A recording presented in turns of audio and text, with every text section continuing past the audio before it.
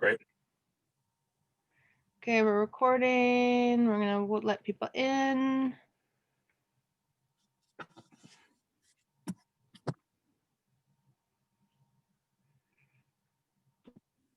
Hello, welcome. Welcome to Zero Waste Kitchen. Well, thank you. Hello there, nice to see ya. Well, thank you. Let's see if we can let everybody. Paul, are you okay with the, Chris was gonna grab the link to be able to share. Yeah, if that's easier than sharing my screen. Well, we thought if you would share your screen, but then if we wanted to put the link in the chat, Chris can help with that part Oh, okay, sure. if you need support. Welcome everybody to Zero Waste Kitchen. We're so glad you're here. We're gonna give folks a couple more minutes and we'll get started shortly. Welcome. Good to be here. Hello, Anna, welcome.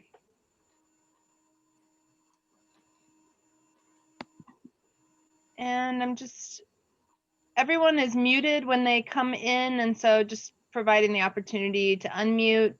And then when we get the program started, we'll just ask you to mute again so we can hear each other. But welcome everyone, so glad you're here. Thank you. I have a question. Hi, Cynthia, sure. While we're waiting, I signed up for the calculator, but I'm not receiving emails either.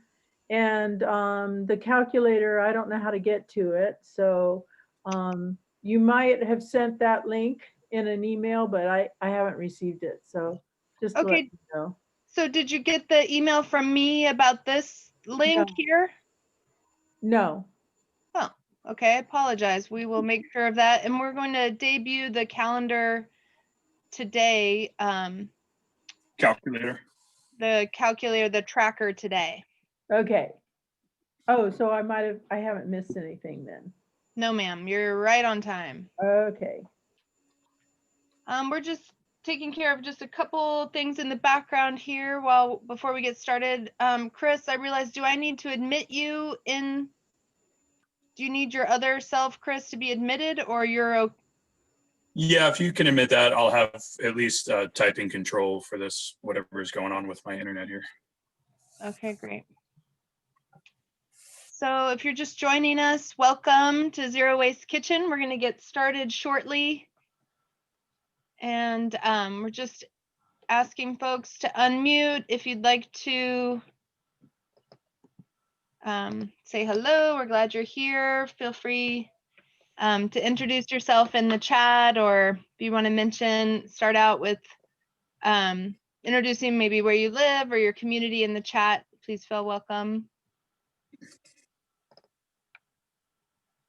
Might be a good time for me to apologize for unceremoniously disappearing last week.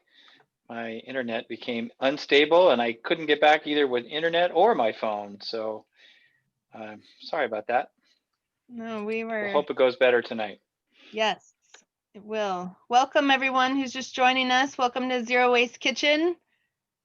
We are just using this little bit of time we have as we wait for our other friends to join the room. If you want to introduce yourself in chat or say anything in chat, we're glad you're here. Hey, Rihanna, is there a way we can see everyone's faces instead of the title page? Or do you want the title page showing instead of people's faces? Yeah, I'm going to do the title page and then we'll have time for discussion when we can all see each other, but I'm going to just start out with a little intro here. And Do you know that I can see everyone right now, and there's a little double line that if you click on it and drag it to the left, it opens up all the people so you can see them. And then the Zero Waste Kitchen gets smaller.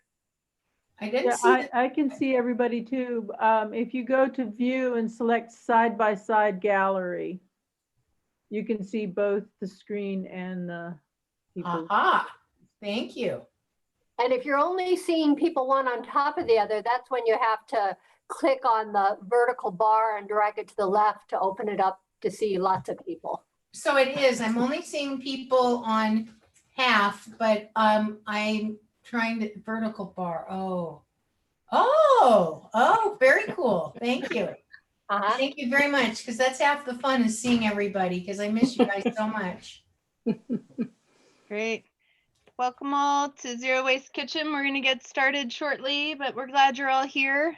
Just letting some more folks in the room, and then we'll get rolling. Welcome.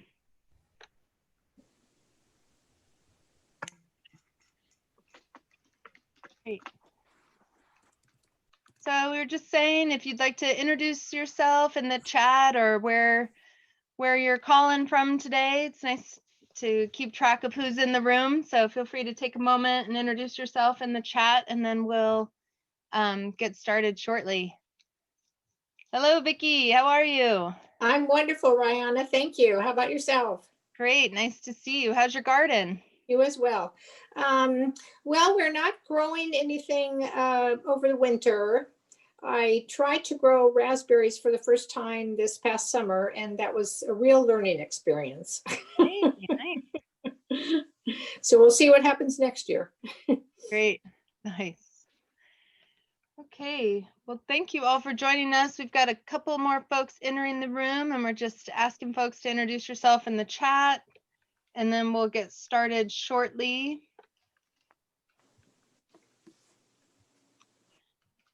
Great. So nice to have so many friends together in one place. Thanks to all for making time to be here. This is really great.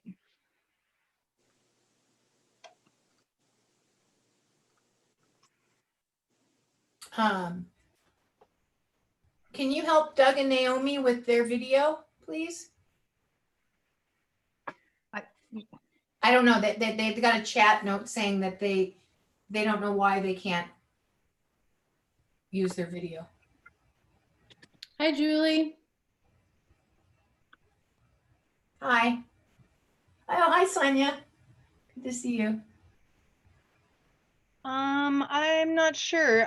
You might, Naomi and Doug, there might, you might have had to click to include your video. I don't have, it's not me who's blocking your video.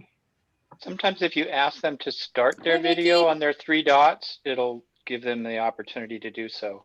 Yeah, that's not an option. Oh, too bad. Yeah.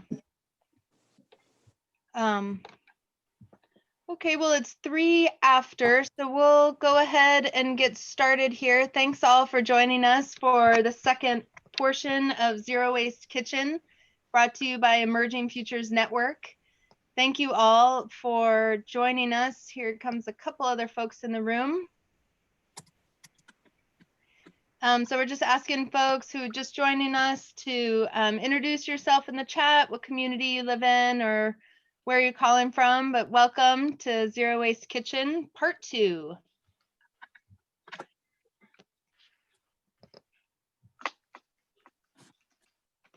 So we are sharing a little bit of our introductions. It's just nice to create a little cohesion and know who's in the room today. Many of you have shared your name and what community you live.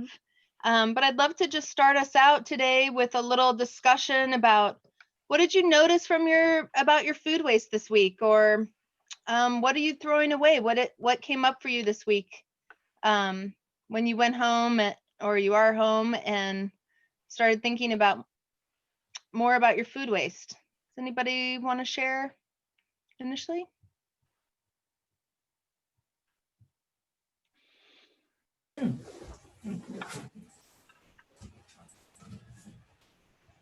I'll share. Oh, great. Just a very simple thing. I noticed that I cut stems off a little closer to the stem. I was just a little more careful, and I know it was a really small thing, but I thought it was pretty funny because I didn't want to get nailed on my calculator with that, that extra weight. So I cut just a little bit closer to the stem on things. Nice, good one. Yeah, all those behaviors. Go ahead, Julie. Welcome. So I noticed that This is my meat parts. This was the amount of bones that I had. I divided it into bones. I haven't weighed it yet. This is the amount of odd stuff. It's like a Nancy's yogurt. I don't know how much other people, and then this is what is going in soup for, but this is actually not fair. It was only half of this was this week. So my freezer bag of scraps that make soup broth. So do I measure the scraps that make soup broth too, or if I'm going to compost them, or do I measure everything, right? Because it all got to be driven, and the other part of the food waste chain, the higher up part, just the fact that it's going back into the ground, I still weigh it and measure it. Yes. We will, we can talk about some of those nuances, but it looks like that, I think that food waste that was going to the compost, or that were food waste that was diverted, Yeah. that you didn't have to count, that was part of it. It was just what was actually kind of destined for disposal. So this is my disposal, but the rest of it I got, I had to drive to the market. I had to, somebody else had to pay somebody to farm it. And Anna, you were talking about all that last week, and it really hit me how much of this that I thought was, is actually has a high carbon footprint to it, not just my waste side. So anyway, that was my insight this week. Interesting. That's a beautiful Thank bag you, Anna. of soup fixins. That's really beautiful. Yeah, Anna. One thing I noticed was generally if I steam veggies, I keep the water for soup broth. And I realized instead of taking the scraps that I would put into the fridge to make soup broth, I thought, oh, when I'm steaming my veggies, just take them, put them in the steaming water right now and have a richer broth rather than having a two-step process. So I'm sure that was a result of last week, just thinking like a little more to streamline the process and just have a richer broth without having to go and get the stuff from the fridge and make a separate broth, just to have it be a richer broth from the steam water. That's great. That's a really great idea. I really like that. Does anybody else like to share thoughts or reflections from either from last week or from the Food Waste Challenge? Hi, Vicki, go ahead. Yeah, I had to leave the meeting early last week, so I didn't hear everything about how to use the food waste tracking. So like when Julie was talking about her bones or whatever, that's all over my head. I don't know how to use the tracking. So are we going to go over that tonight? Yes, ma'am. Yeah, thank you for Great. asking. We'll talk more about the tracking, and thank you for caring about that piece. Just one little note is we'll talk more about the food waste tracking and how it relates with the Food Waste Challenge. And just so that you know that we will be tracking those amounts as part of our responsibility with the Department of Environmental Quality grant that was used to fund this program. And so we'll be able to show them, what some of the results of our cohort. And so that tracking really has immense value to us. And so we really thank you for that question, Vicki. And thank you, Cynthia, for wondering about that too. And we're so excited to have the president of the board here, Paul Sheldon, who will be talking about that in just a little bit. So yes, please stay tuned. Okay, so we have time for just if one more person wants to share reflections or thoughts from last week, and then we'll move forward with the program. Anybody else have anything to share right now?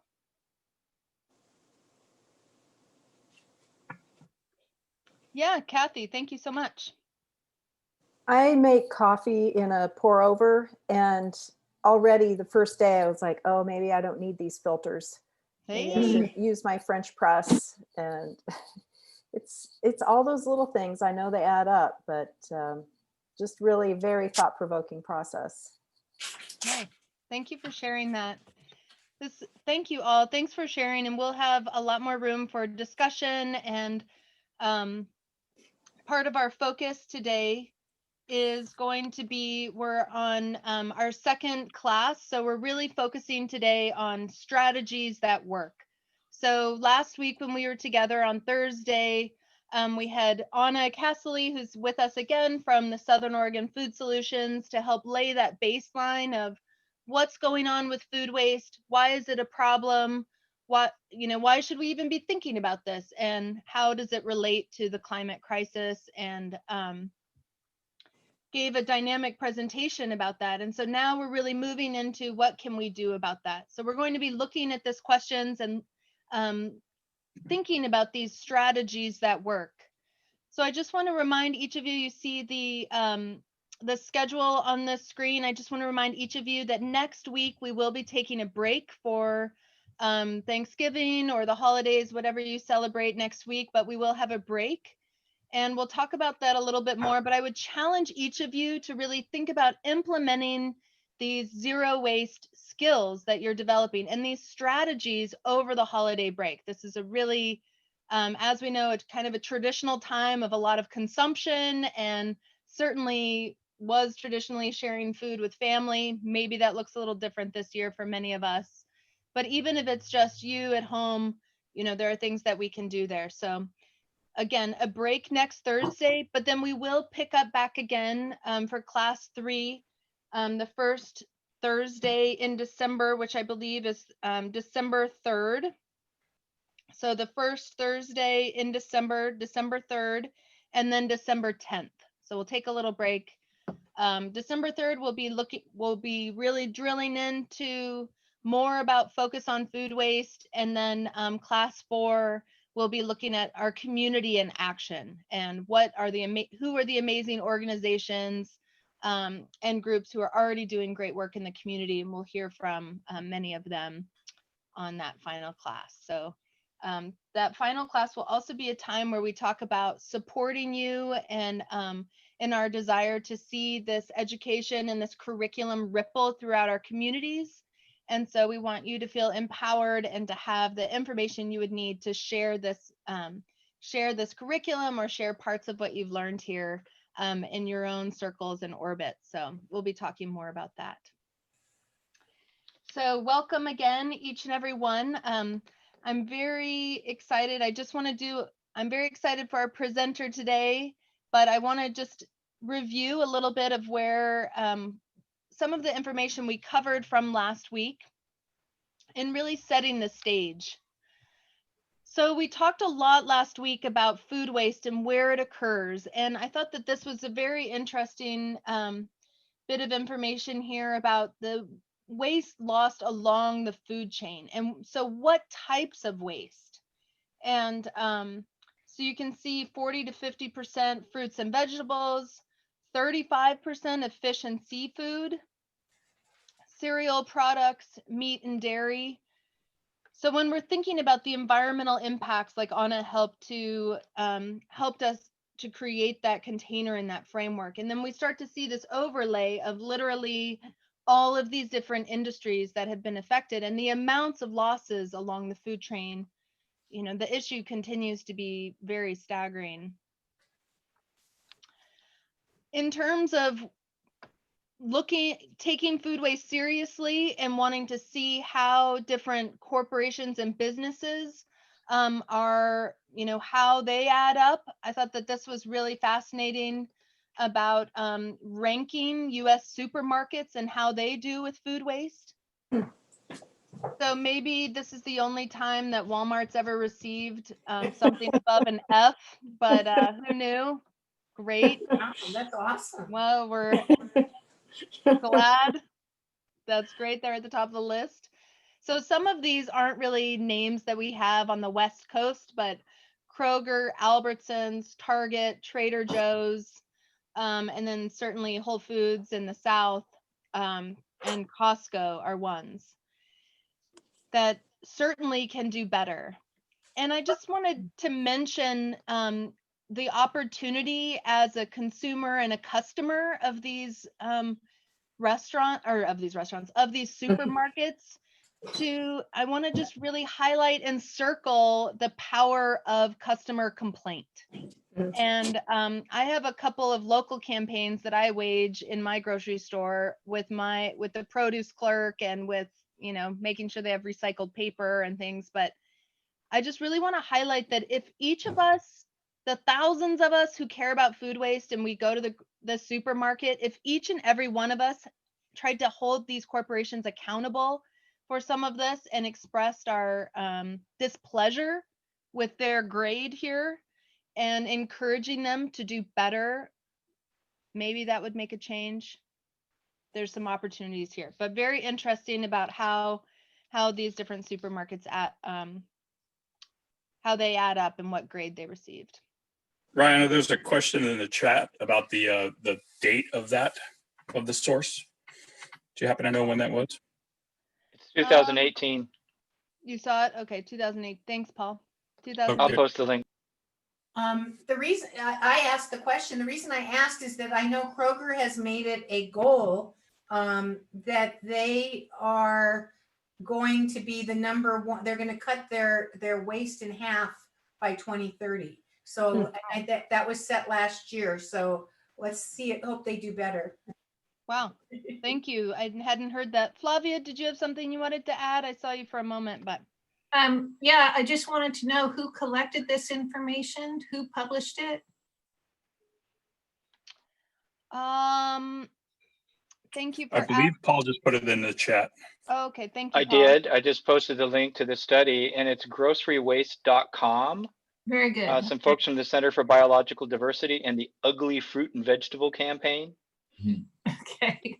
Thank you, Paul. Appreciate your support with that. Thank you. Interesting. I love the ugly fruit campaign. Great. Don't want to have any apple metaphors with that one. Okay, so very interesting. So just moving on here a little bit.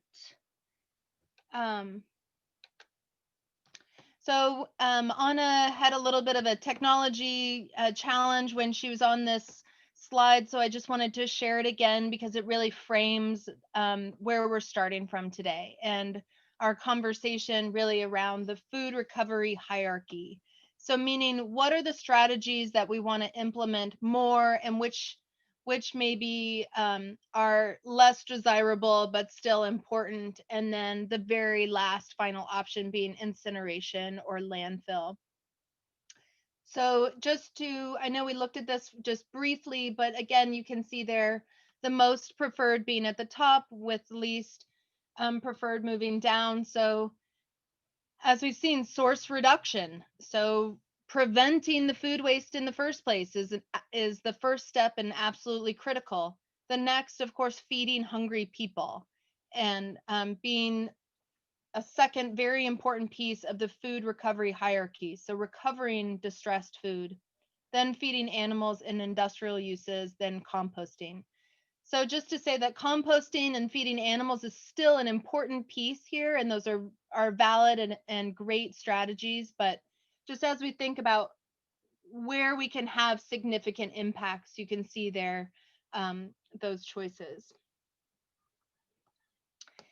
I will say that we had an interesting conversation today with the Southern Oregon Food Solutions team and with the Food Solutions group, and it was really brought up by someone about, well, we need to, get these supermarkets and these restaurants to stop wasting so much food. And, what can a household actually really accomplish? And I started thinking about all of us in this class and started thinking about Anna's presentation last week. And what she showed us is that actually households and individuals, residents can have tremendous impacts on reducing food waste. And so that's part of why we're here today, is to say these behavior changes that you're making and that you're sharing absolutely do have a positive impact. And we want to encourage you to keep going. So with that in mind, I'm so excited to introduce Flavia Franco here of Southern Oregon Food Solutions to present to us some solutions that work, strategies that work. So Flavia, I see you there, and I want to make sure that you have what you need to share the screen. Let me see if that works. We see your screen coming up. Yep, we see your screen there. Okay, let me get it resized so I can see what I'm doing. So it looks like most folks are muted. Thank you so much. And just while Flavia is getting situated, if you could mute during the presentation, but we will have time for discussion after. And feel free to keep the conversation going in the chat, or if you do have questions in the chat, my counterpart, Chris Byrne, will be monitoring the chat, and we'll make sure to answer those questions along the way. All right, let's give a warm Zoom welcome to Flavia Franco. Welcome, woohoo! Thanks. Okay, so first let me just check. You can hear me and you could see the Zero Waste Kitchen Workshop, Flavia Franco, November 2020. Everything looks great, Flavia. Thank you so much. Okay. All right. So thanks for including my input into these workshops, putting this discussion into context. This is about fighting climate change for me. We are focusing on the ways we as individuals can help. The focus of this workshop is on what we do in the kitchen, and I'll go over what we're doing at our house in a moment, but I also want to point out what else a household, besides related to food, what else a household can do about climate change. So I'm advancing the slide now. Let's see if it works. Yeah, all right. So other ways a household can fight climate change. So these are the things that we're actually putting into practice now. Double paned windows to retain the internal temperature. That was a requirement when we were house hunting up here in 2017. Using alternative transportation for errands like biking, walking, or mass transit. So we happen to own a couple of e-bikes and we love them. It makes going up and down these hills a lot easier. Solar power. We happen to have free access to solar panels, and my boyfriend, OSUP, as he is called, opposite sex, unmarried partner, he has experience with installation, so that kept our costs down, which is good. And we don't qualify for rebates because of our pine trees. So we also have a hybrid car, and we installed LEDs wherever we could, and we do write to our representatives, probably not as often as we should, but I think that's important to make this more of a public issue, of a mainstream issue. So as Rihanna said, you know, making a campaign out of social media about these things that are your pet peeves when it comes to fighting climate change is all appreciated.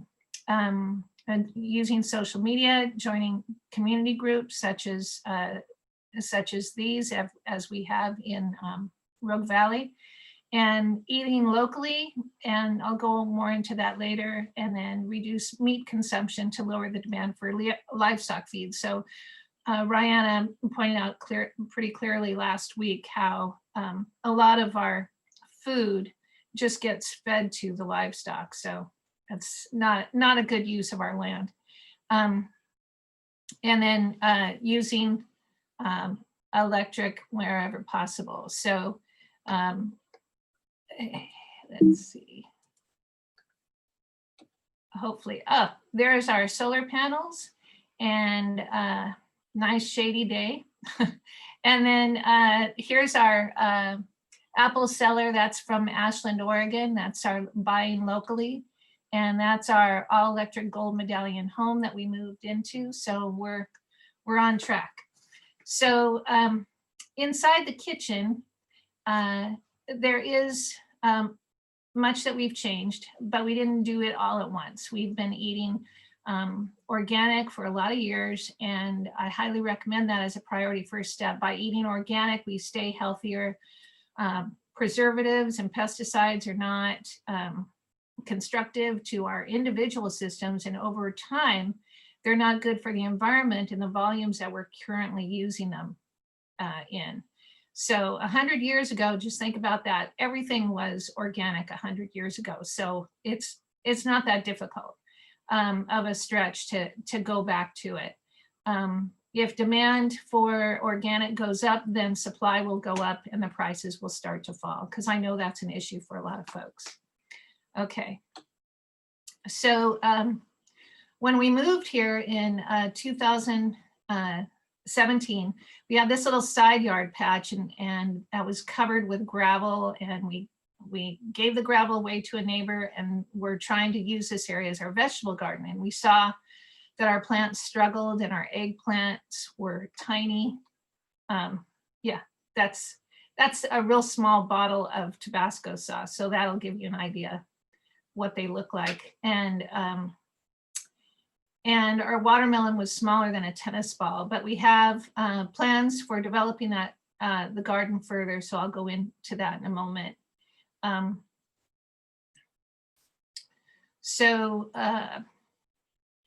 Since getting involved with Emerging Futures and Southern Oregon Food Solutions in the fall of 2019, not all of our kitchen habits changed right away.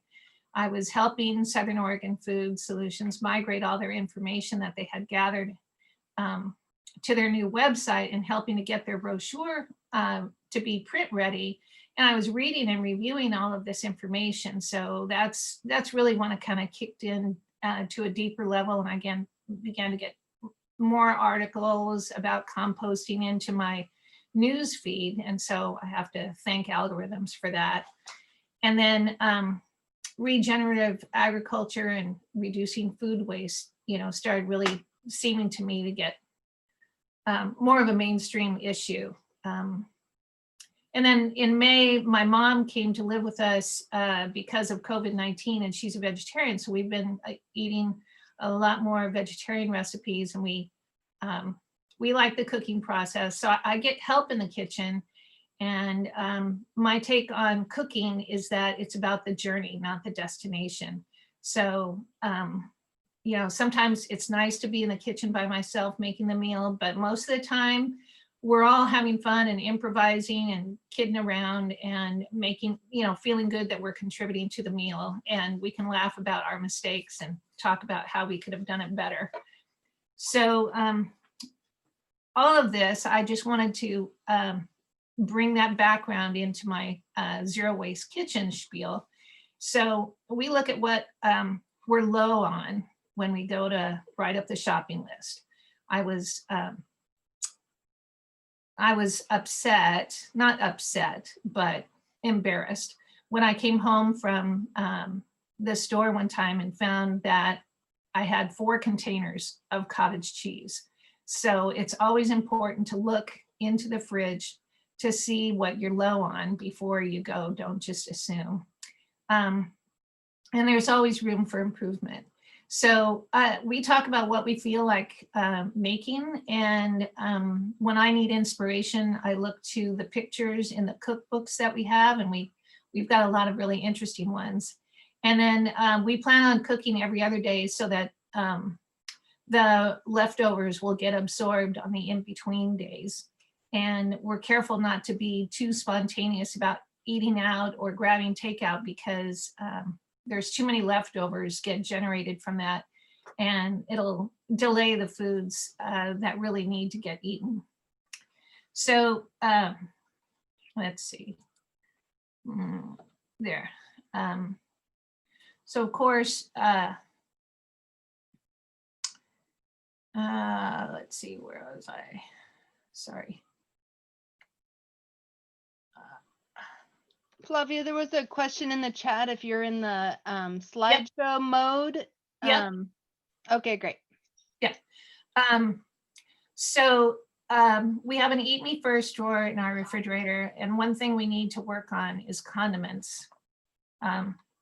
The mustard and jam, it uses up a lot of shelf space, but at least we try and corral them so that, we start off with 2 boxes. Now we've got 5. So it's getting worse, not better, but we have to work on that. Anyway, I am attracted to beautiful fruits and vegetables. So I definitely apply a little restraint when I'm at the store or the farmer's market, and I don't go to the store when I'm hungry. So that's just a key for me. And then here's the part that plays the key role in our kitchen. It's the compost bucket. So we started composting service with Rogue Produce in 2019. And their two restrictions are no store labels on the peels of food and no meat or bones whatsoever. So everything else is okay. Coffee grounds, eggshells, all that is fine. As I mentioned, we have this little sad side yard strip that we are hoping to turn into a garden. We clearly need to amend the soil some more. So we're going to build our own compost system, and we wanted to keep supporting the service that we do have. So we wrote a letter to our neighbors introducing ourselves, and we also included a Southern Oregon Food Solutions brochure, and we handed 25 of those letters out to our neighbors. And so now every week we have little containers showing up on our doorstep on Wednesday mornings, waiting for Rogue Produce to come pick it up. So that turned out nice. You know, people were appreciative, and so we're keeping the service going, even though hopefully eventually we'll start our own compost. So I also want to say that improvising meals is great. You know, a lot of times we are caught short, and we do what we call a RCO stir fry, which stands for refrigerator clean out. So whatever vegetables need to get eaten goes into a stir fry, and with some tofu, and you serve it over rice or in a sauce on pasta, and it's great. So even though, you know, we didn't grow wonderful vegetables, my sister did, and she lives here in Ashland. And so we would make great pasta sauce with the tomatoes. We would make peach pie, and we froze a lot of peaches to put to put into smoothies or to make peach cobbler later on. So anyway, so this spring, we also started pitching in to help the community surplus go to feed the unhoused. So we're part of the Monday Meals, and we were doing egg salad sandwiches. We just started, so this is a one meal distribution. We had some extra surplus. People were contributing after the fire, so we added cookies and chips and watermelon for that. And so there's our normal weekly. And we started, the coordinator of the Monday Meals, she provides the eggs and the mayonnaise and the bread, and we supply the mustard and the relish and the sandwich bags. So our leftover bread goes to chickens, and plus we've gotten pretty good at making homemade croutons. And we've gone from using plastic bags to ones that are recyclable, compostable. So one piece of infrastructure that makes Zero Waste Kitchen work, besides the refrigerator and the compost bucket, is the storage containers. So we have a variety of sizes that are reusable, and we recently bought into the Rogue to Go program, where you buy into the system at participating restaurants, and you get these marvelous green containers, the one in the center there. And whenever you get takeout, you tell them, oh, I'm part of Rogue to Go, and you turn in your bucket, your clean bucket, to them.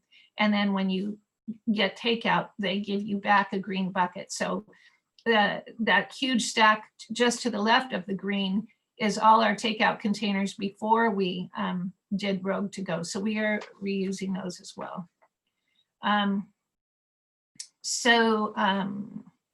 Let's see.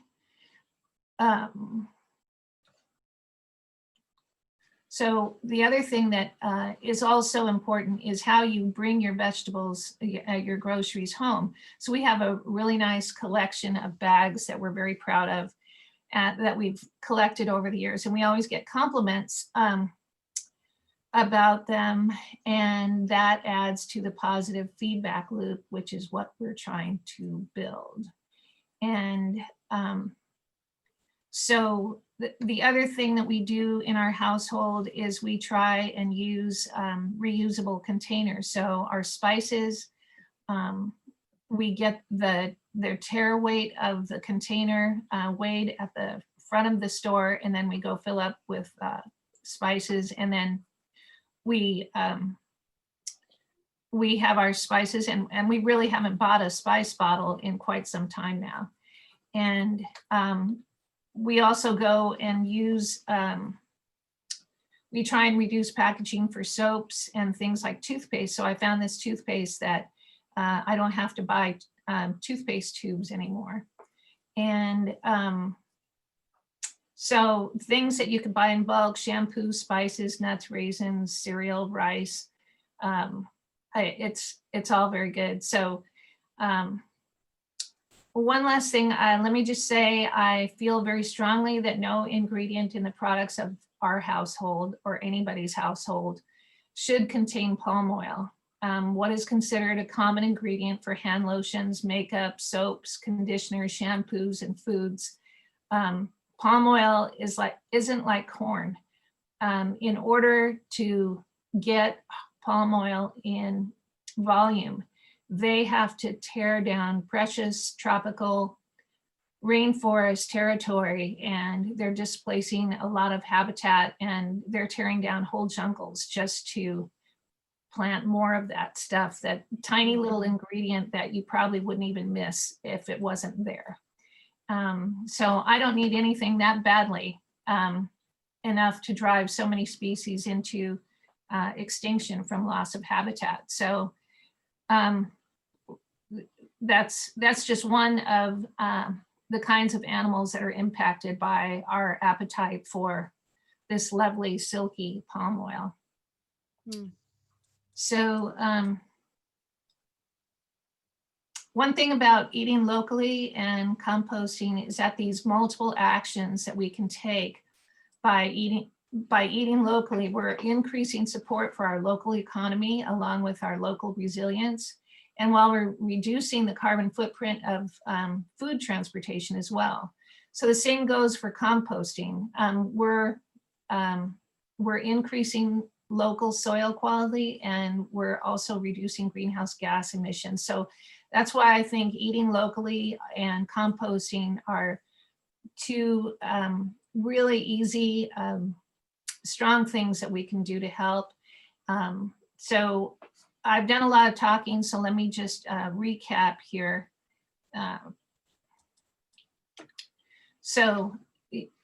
Having an Eat Me First section, taking inventory when you're preparing your shopping list before you go shopping, plan meals while you're preparing your shopping list, and then use some impulse restraint at the store. Do composting, limit spontaneous takeout or eating out events to avoid too many leftovers, and then do occasional improvisational meals to address some of the items that have been left behind. Find ways to utilize surpluses through freezing or converting to sauces or giving it away. Purchase in bulk to avoid single-use packaging.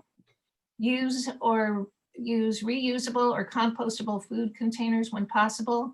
Eat organic, eat locally supplied food, and avoid products with palm oil. So that is it. Oh, I wanted to say also, thanks for the opportunity to share what I feel passionate about and what I am proud of. Please check out our Southern Oregon Food Solutions website and consider signing up for the quarterly newsletter. So that's my plug. Great. Thank you, Flavia. Thank you for sharing those and sharing about, I think that sometimes when we share our own story the way you have here, that we can all learn so much through seeing how you're applying your learning. That has so much value. Thank you for your time and effort with that presentation.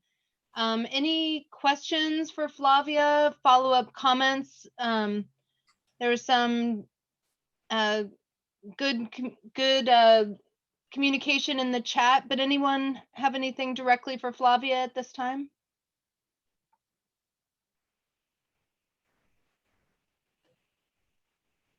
Sure, Flavia. If somebody wants to join the I know we can sign up for the newsletter at the website. And by the way, everyone got this in their welcome kit. This is put out by the Southern Oregon Food Solutions group, and it's got all these resources, including how to go to their website. But you guys meet monthly, right? Could somebody come to those meetings? How would they sign up and get to be part of that? That's a good question, Julie. I think when we send out a notification of the next meeting, it usually goes to the group at large, but which is like 34 people. So when you sign up for the newsletter, I think we have to kind of confirm with you that you want to be both on the monthly newsletter and get invited to the meetings, because I think it's two separate lists. Right now, they're pretty much a duplicate. Right. And so Okay. lately we've been just sending meeting notifications to the people who have been coming the last 7 or 8 meetings. So not really bothering the larger group, but that's a good question. Yeah, and Julie, thanks for putting the link in the chat so folks can find that easily and get involved. So thank you so much. And some great comments in the chat that just acknowledging that many of us had changed our behavior and had all these systems in place about reusable bags and, you know, bags for the bulk. And I know that with COVID, a lot of grocers have changed that process. So you have to keep your bags in your own cart, or they won't let you use reusable bags for bulk. And that, you know, has been one of the really unfortunate unintended consequences with COVID, is that, you know, it's kind of delayed those behavior change that we had all worked so hard to implement some systems with that. Anna, did you want to jump in there? Go ahead. I just want to point out the Medford Co-op is selling in bulk. Yeah, you just can't bring your own bag for bulk. They bag it for you and they use a new bag each time. Whereas we were all trained to have our own containers. So now you just can't reuse your own bag in the bulk section anymore. Okay. But yeah, they are still selling in bulk. That's good. Julie, go ahead. Ashland Co-op lets you bag your own stuff using your bags. You can bring them in. You just can't, you can't get stuff in the store, but you can do it on the checkout counter on the way out. I think I did last time. You can use your own bag, but you can't use your vegetable bags. The No. little, Yes, right. Right. because they have to touch those to weigh them. So those have to either just be put in your cart or in a plastic bag. And what you can do for that, which I've done, and I saw Rihanna Copel doing it, that's how I learned it. I saw her shopping for vegetables. She grabs one of the boxes that you can get on the side as you're right by the checkout counters. And she uses that to put her vegetables in, gives that to the counter, and then has her bag to put them in. Oh, So good that's a great tip that works Nice. really well. Great. Thank you. Yeah. And all these, I just felt like that was so hard to see with COVID, like so many things where it felt like collectively we had made so much ground to bring our own bags, and we were reusing bags for bulk, and we had, really had this kind of systemic change there, and feels like we've taken some steps back, but it's so nice to hear that each of you are, staying current with that and trying to do your best in the midst of all of that. So I do want to segue, we'll have some more time for discussion about this, but I do want to segue to talking a little bit more about tracking our food waste. So one of the important ways when we know that not only are we learning how to implement behavior change, but we want to be tracking that behavior over time and tracking those amounts over time.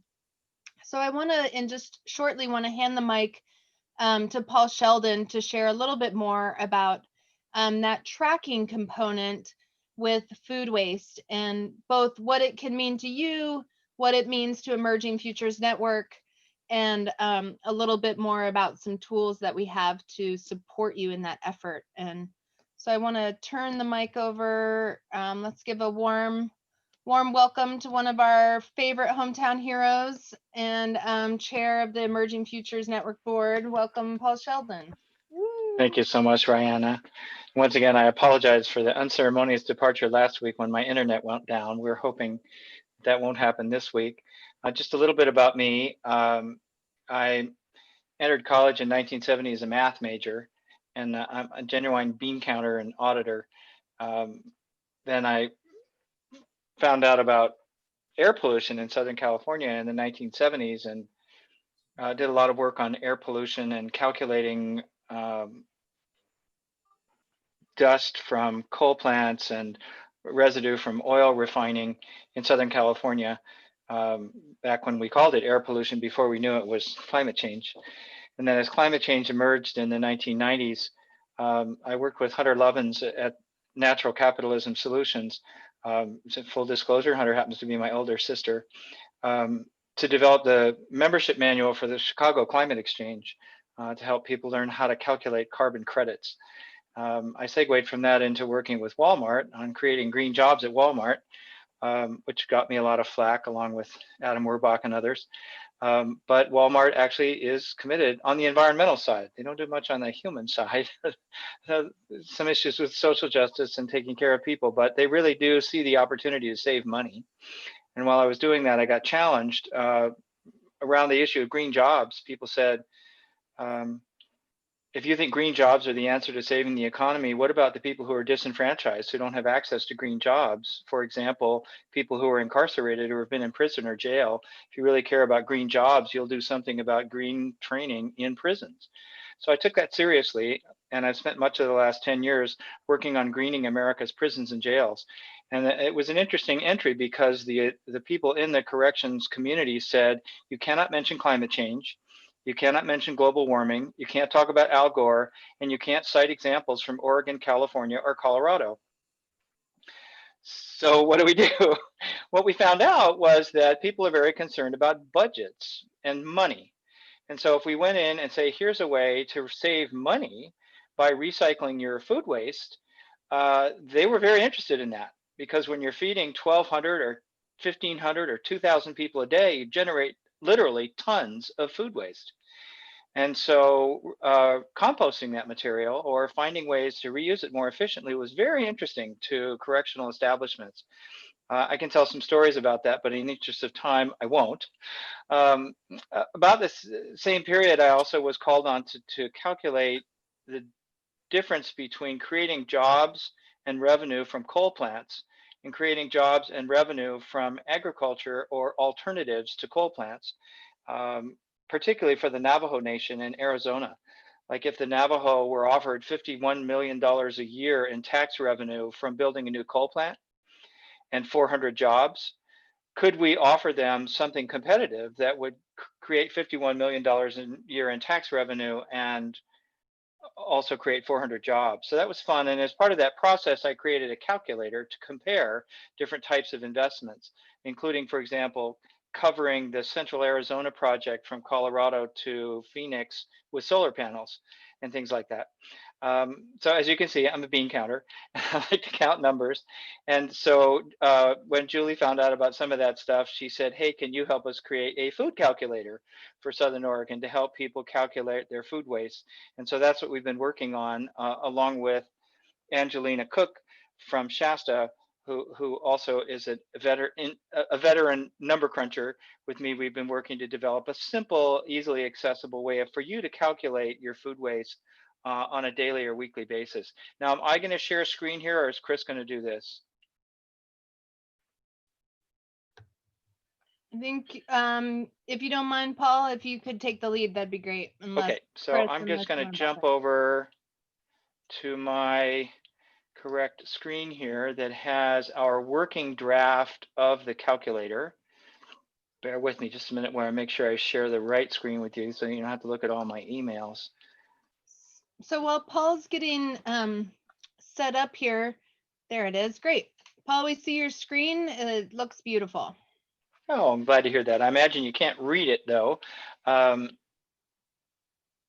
we're attempting to offer here is two things at once. The first thing is a way for you to increase awareness about the amounts of different kinds of food waste and wasted food. And I think Ryan has probably talked about the difference there. We use the phrase food waste to refer to the preparation process and the processing of food. So for example, eggshells that you normally discard when you crack an egg would be food waste.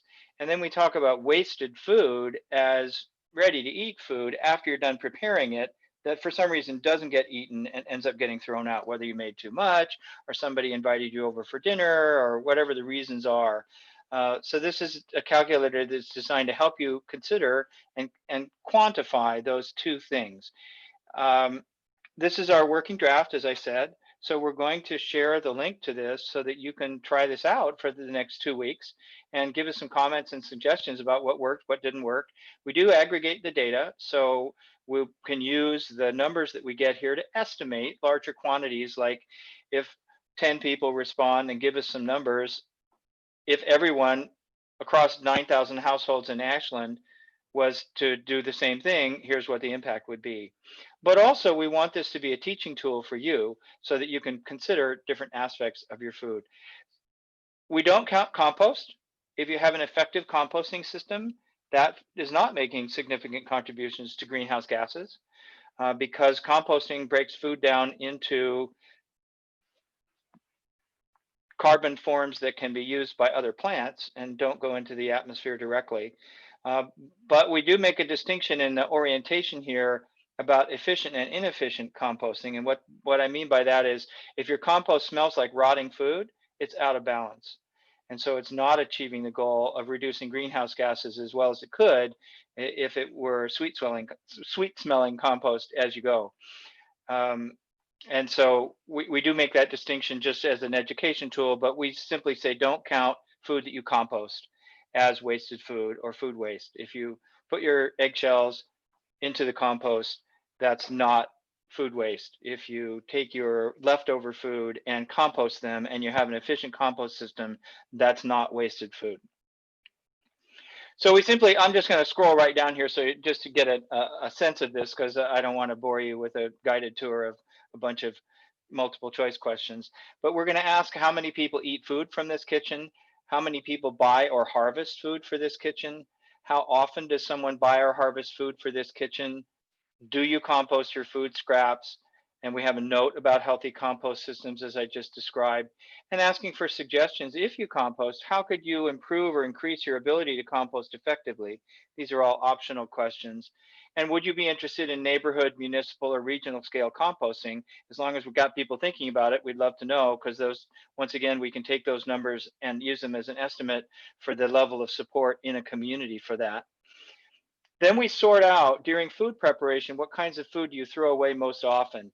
And the Department of Environmental Quality has done some very good work. I'll post a link in the chat when I'm done to a very comprehensive, long, detailed study that they did, in which they recognized that packaging is a negligible impact on greenhouse gases when it comes to food, as is transportation, as it turns out. Although there have been some great studies on transportation, particularly of meat, at the local area, it's not a significant impact that they want us to measure. So we're not measuring those things.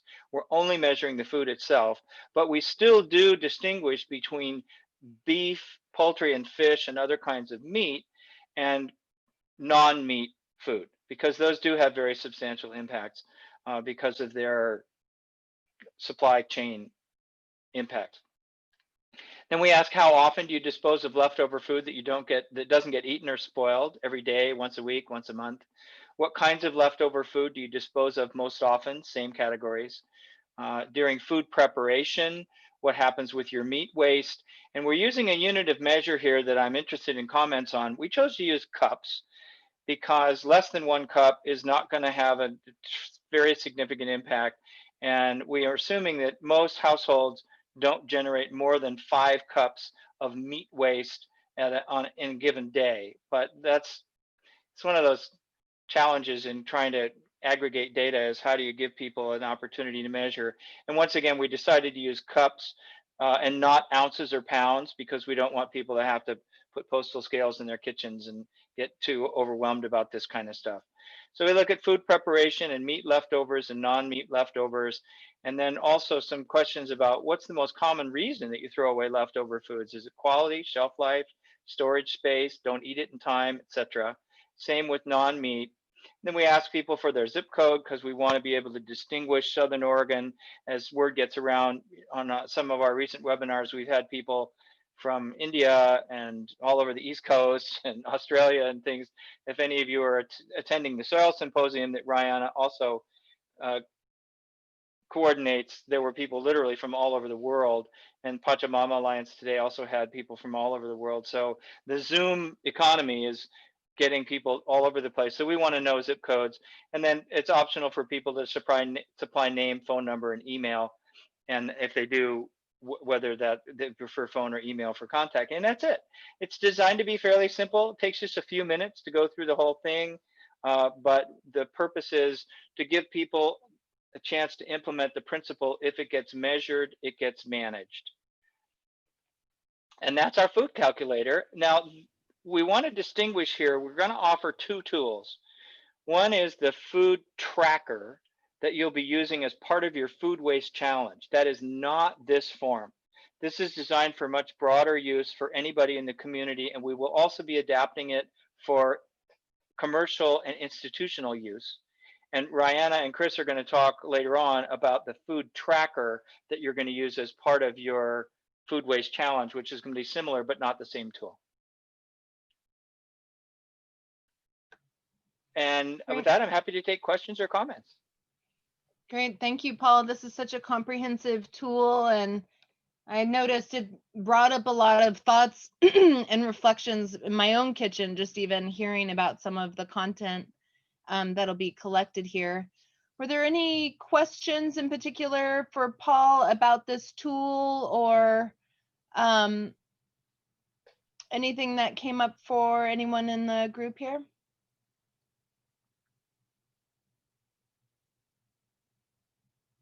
So Paul, how can folks access this tool, or where can they access this? Yeah, I think Chris Byrne was going to post the link in the chat.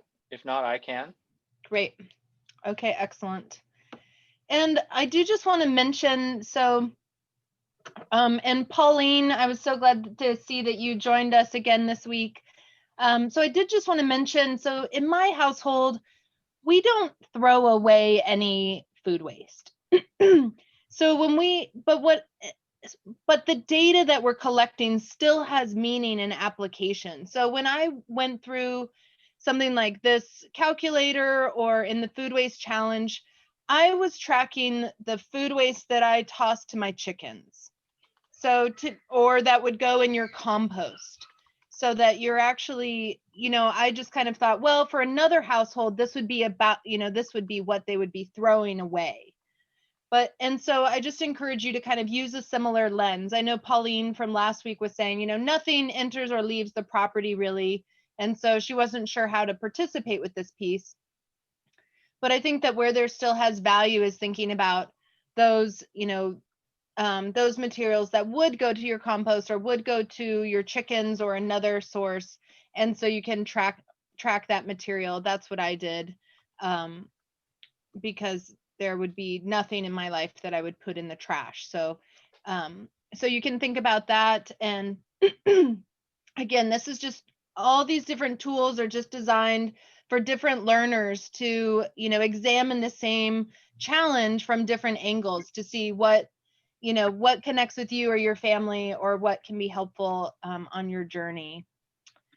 So feel free, if anybody has any questions, feel free to put them in the chat. Paul, are you able to stick around for a little bit longer, just in case Absolutely. There's questions in the chat? Okay, great.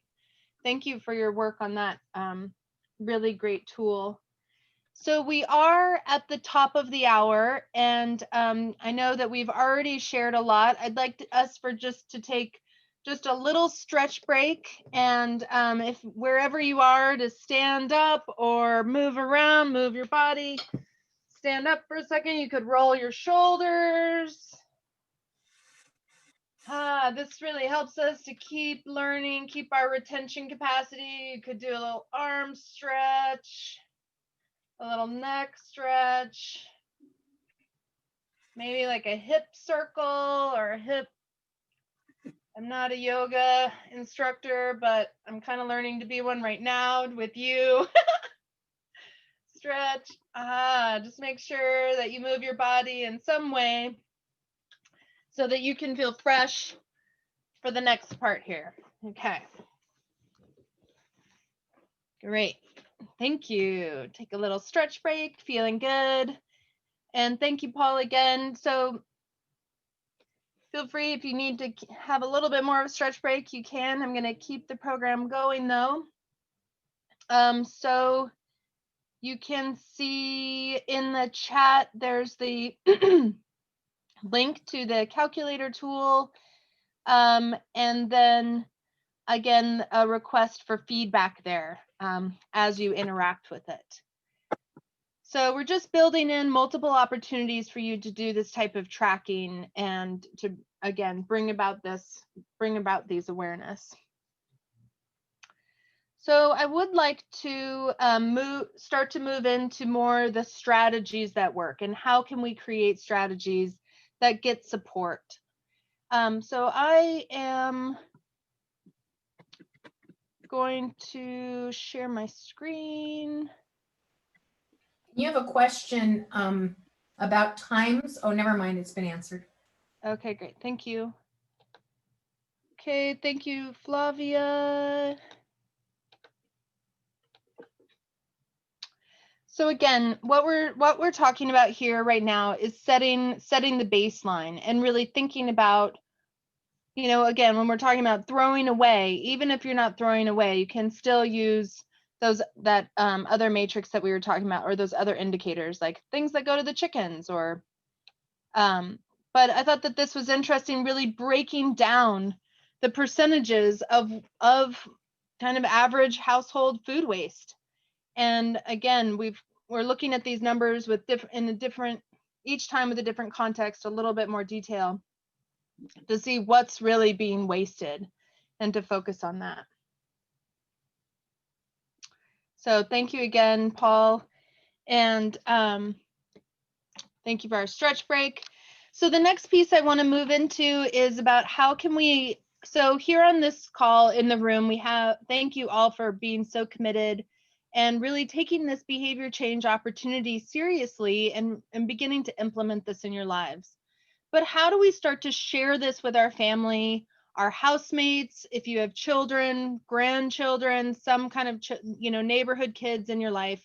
How can you really support these behavior change strategies with other generations or other folks in your life?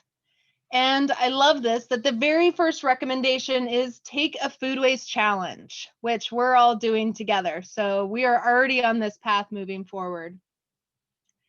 But just to consider that if you have, you know, children in your household or grandchildren in your household, or again, neighborhood kids, this can be a really great way to set some family goals. And also so that if your family succeeds, maybe there's a healthy experience or a reward of some kind. And it's a great way to include your children or other generations in measuring the food. Another strategy is to plan for a week of meals. So planning ahead not only reduces waste, but also allows for fewer trips to the grocery store when you might do some of that impulse buying or buy extra things that you don't have time to cook. So having some kind of, I saw today where some folks are using Trello or online services. There's different meal planner services if you like online tools. One is called the 6 o'clock scramble, which kind of made me laugh because I could totally relate to that. So there's some online tools, or, you know, but just really planning your meals. And we've talked about a little bit of that. Limit pre-meal snacking. That's a big one in our household, of really giving vegetables and giving that vegetable component of the meal when the children or grandchildren are hungry, so that when they're asking for a snack, you're actually giving them those fruits and vegetables as a snack, and making sure that you're making food easy to eat. So that when, I know for us, we often will find an apple that has 2 bites taken out of it. And you can imagine teaching this class, working on this curriculum and teaching this class. I'm like, kids, you can't just take a bite out of an apple and walk away, And so actually having sliced apples where they can take appropriate portions so that they are making a healthy food choice can be a great way to limit the food waste generated from children. Couple others, give food funny names. That can be a way to engage youth or children in eating more vegetables, but also can be a way that they can participate in making food choices. Another is making sure that you get the portions right. And so it can be really great to have youth or children serve their own portions so that they take responsibility for the food that they're actually saying they're going to eat, and they are making a commitment with that portion. But give them a smaller spoon or a smaller plate so that you're helping them to make that create a smaller portion. And then save what they don't eat. I thought this was really great, that this could be a snack for future, or set aside the plate. They can come back to it, but it doesn't automatically become food waste. Pack lunches strategically. This one, we're not doing much of this right now, but I thought that was a really great piece of making sure you're using small portions. And then also training it could be your spouse or your housemate, if whoever takes a lunch, to actually bring that food waste back. So to not throw the food waste away at work. This was a big one. When I worked at OSU Extension, I would always, talk in the staff meetings, and because there was so much food waste going into the trash. And I was, luckily we were able to implement a system of capturing food waste, even just for the very small cafeteria at the Extension service. And so this might be something that applies to you. Packing smart travel snacks. Thinking about if you've got a little bit left of crackers in a sleeve, or a banana that's going to go brown, packing that for your snack so you don't feel when you're starved and at the grocery store, or you need to stop in, that you can actually have a healthy snack and then reduce those impulse buys. So just a couple more here of just strategies to include in your household, or with other generations, children that you might be involved with. So also teaching children about food. And I really loved this, that helping them understand the impact of food waste early on can really shape their eating habits and shape their focus or their orientation to food. And then I really liked these other ideas about helping children understand where food comes from, to grow their own, to participate in the meal planning process, talk about the cost of different foods and why you might not buy tomatoes in December, or why it is that our household has these conversations about why we're not buying strawberries in December, or why we don't buy fresh tomatoes, something like that. And then really explaining what happens when food goes bad or when food is wasted.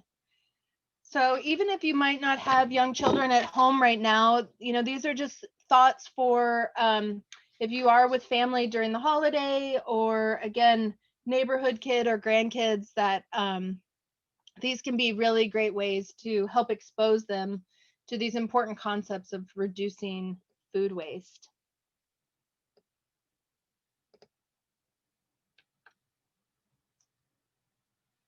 So I just wanted to have a brief conversation at this point about what else can we do to get help from our households, or to include a spouse or whoever it is that you live with. How can we create these systems so that we're really successful in our homes? Because we know we can't do it alone. We know that we have to have buy-in and support from those we live with. So what does that look like for you in your household, or what have you come up with that works for you? And let's just have a little conversation about ways that you found to make those strategies work with your family. Anybody have anything they'd like to share about that? One thing we did when my kids were young, my kids are fledged now, but we basically always kind of alternated between meat and non-meat meals. Hmm. It was just easy to remember. Tonight's vegetarian, tonight's meat, next night's meat. And just to kind of make sure we were cutting back on meat. And none of us are like big meat eaters, but it just was an easy way to, keep track of it every other day. I like that. That's really tangible. I mean, now my husband and I hardly ever eat meat. We maybe once a week because we're really trying on that. But with kids, I don't know, it just made it easy. Nice. That's really great. Anyone else have any systems or to include with your household or pod that you're living with or anything? Yeah, Julie, go ahead. Well, this is sort of a household. So I haven't gone.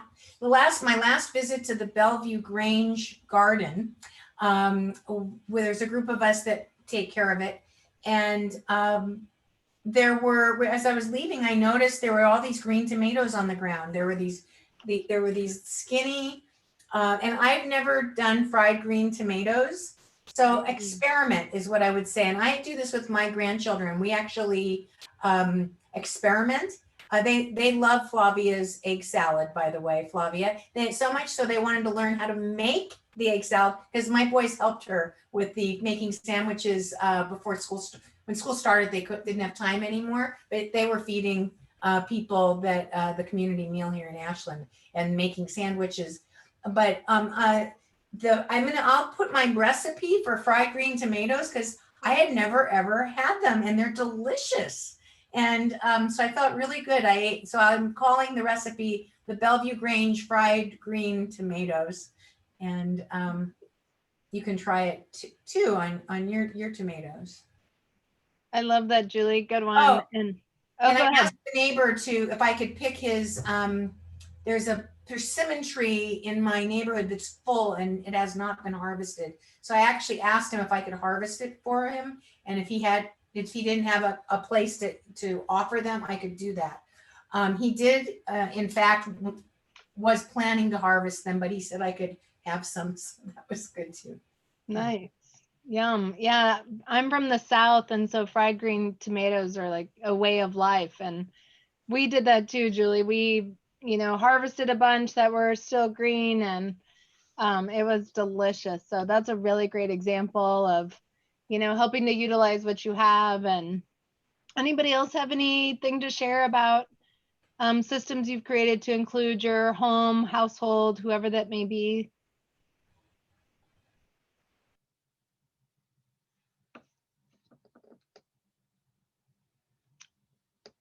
Well, just to share one more time, I know that one of the things that we did that I really took to heart was about having the sliced fruit. And that has made a really big difference in our household because we have several apple trees. And I mean, we're really grateful for the apple abundance, but the one bite out of an apple was something that we were dealing with. And so we did start to have a container that the kids that were in our fridge on a shelf where the kids could reach it, so that when they opened the door, that there was a healthy snack option that was pre-cut for them right there. And that has really made a big difference in our lives in terms of both for healthy snacking, but also for reducing waste, and has been really simple to implement and has really helped us a lot. Well, hopefully that you're getting support as you go through the food waste challenge, but again, we'll keep coming back to this theme. So as you think of, systems that you've implemented or things that have been successful, I'd really encourage you to share with us so that we can continue to learn, because just like gardening, what they find is that environmentalism or environmental values, often people who have them are able to point to a person in their life who took the time to explain it to them. And so we do have an opportunity with the grandchildren, the children, the neighbors, in our lives to really help take that moment to explain why food waste is important and what you can do about it.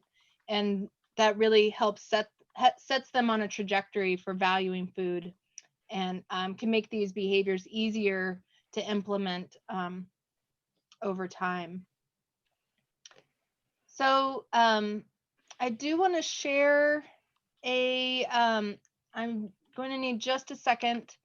I want to share a pretty amazing video with you that I think we were kind of giggling last time about how significant it is. Our ability to reduce food waste is really directly tied to the amount of organization in our fridge and in our refrigerators. And I was very resistant to this in the beginning. I just thought, who has time to think about organizing your fridge? But the more, as we talked about, excuse me, last time, Anna had some great suggestions. Others had some great examples of some really tangible ways that we can create more organization in our refrigerators or freezers to maximize the food we already have. And I really have been thinking about this and taking this more seriously. And so I just wanted to share a very short little 10-minute video that has some tips about how to organize your fridge in a way that reduces food waste. I never thought I would show a video like this, but I actually think it's amazing, and I hope that you do too.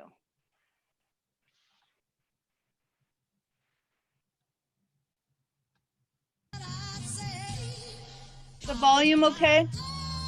20 tips to organize your refrigerator.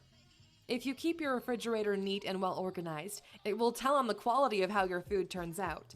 Most homes can't even remember the food we have stored in the refrigerator because everything is packed so messily.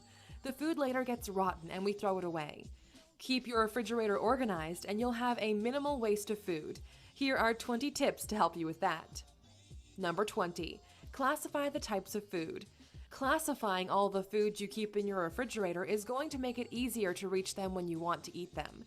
It will also make the refrigerator look tidy and pleasant to anyone that opens the door. Depending on how spacious your refrigerator is, you can use small baskets or bowls to classify the food. Use small plastic plates if your fridge is on the smaller side. Number 19. Store seasonal greens in jars. Store your salads inside jars to keep them fresh. The jars will not only keep them fresh, but will also make the fridge look organized. Use jars and not plastics to store your salads so that vegetables can get some space. Remember to sprinkle some water in the jar to make the salad stay fresh. Create a weekly schedule to drain the water and replace it a few times so that the salads do not go sour. Keep your salad jars on the side of the fridge. Number 18. Use egg holders. Most refrigerators already come with pre-installed egg holders, but many people do not know how to use the egg holders in the right manner. When eggs are all over the wrong place, it makes the refrigerator look untidy. Fix in one more egg holder if you have to keep all of your eggs away from other things in the refrigerator. Arrange the eggs properly in the egg holders to prevent them from getting cracked, especially when there are many things in the fridge. Number 17. Defrost the fridge. It is very important to keep an eye on the freezer in your refrigerator. You may need to defrost the refrigerator regularly to prevent an accumulation of ice in the freezer. If you allow ice to accumulate inside, it may be difficult to thaw out. A buildup of ice will also keep dirt inside your fridge. Turn off the fridge to make defrosting easier. Number 16. Use binder clips for bagged goods. You should keep all your leftover food in the refrigerator so that they won't have to spoil. You can use your binder clips to store things in a bag and keep in the refrigerator. Attach the binder clips on the space and opening of the bag. Keep the food at the bottom of the shelves. It's guaranteed to last longer with the bag secured. Number 15. Clean your fridge. When you have stocked all the food you want inside your fridge, it has to look good and smell good always. The only way this can happen is if the fridge is clean and free from microorganisms. Keep your fridge hygienic on the inside and outside. There are existing products like rosemary and lemon to help you with that, though you may have to choose to make your own products, whichever one works for you. Number 14. Use magazine holders. If your fridge is spacious, you can try using magazine holders to keep things organized. You can store any type of food in a magazine holder. Put as much food as each holder can hold, cover and then label the body. This way you don't have to forget what's in each one. Magazine holders look better when arranged vertically. Arrange them tidily inside the fridge. Number 13, label the side doors. Labeling is very effective in keeping things organized in the refrigerator.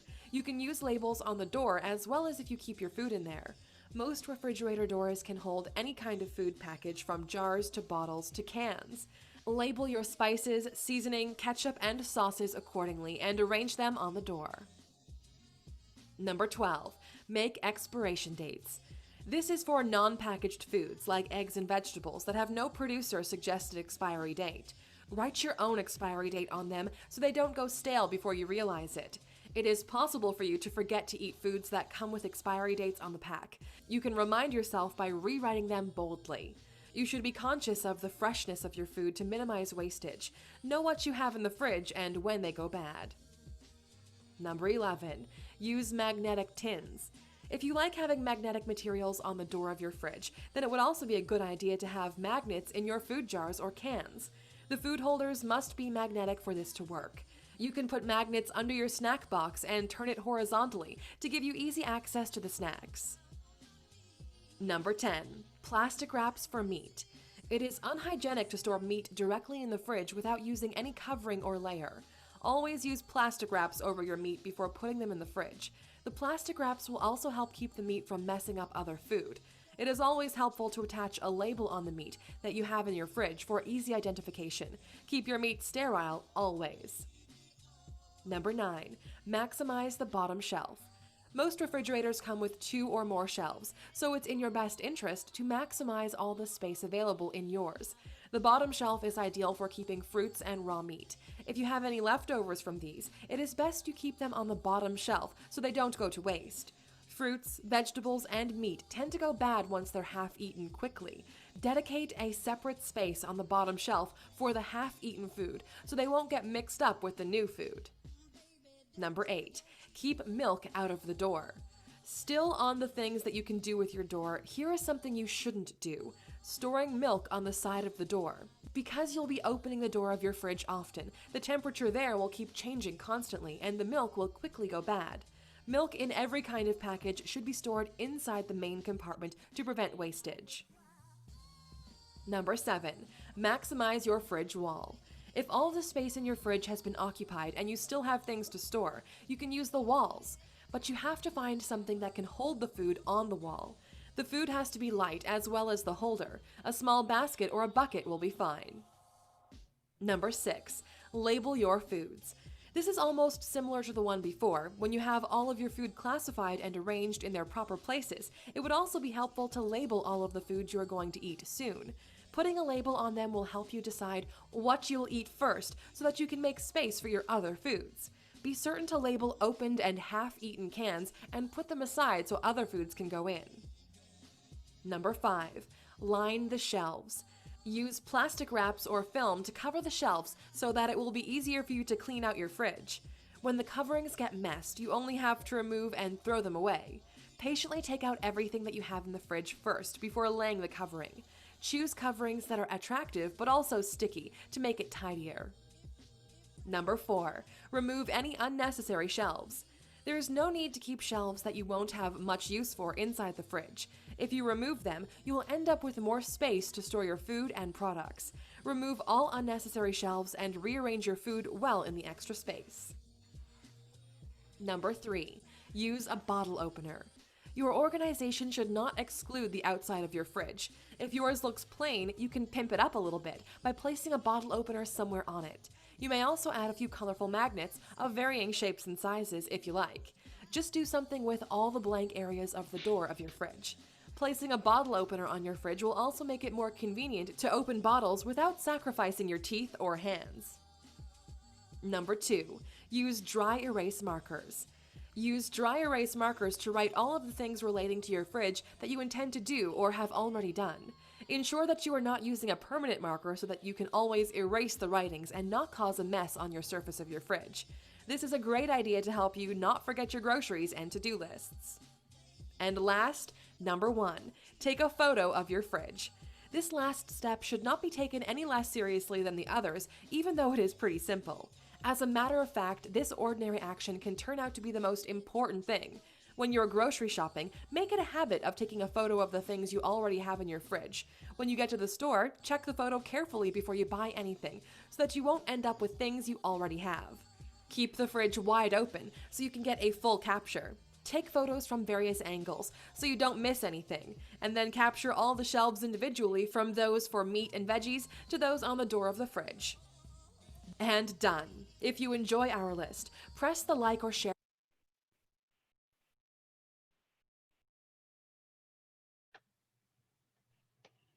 Okay. I bet you never knew there were 20 ways that you could organize, 20 tips to organize your fridge. Oh my goodness. How was that? Did anybody get anything of value? Any tips that either were like, yes, I'm doing that, or like, who does that? Or anybody have anything you might see in there? Yeah, Anna. I like the last one. It's just very practical. Just, I'm heading out the door to go shop, just to go click. Then I don't have to think, let's see, did I have that? I can't remember. Even though I've made a list, sometimes I get there and I see something and think, oh yeah, do we need that? So I really like that one. Very easy. Hanging baskets in the freezer were interesting. Yeah. Yeah. Hanging baskets in the freezer. Yeah, with the tape, with the binder clips. Yeah. Yeah.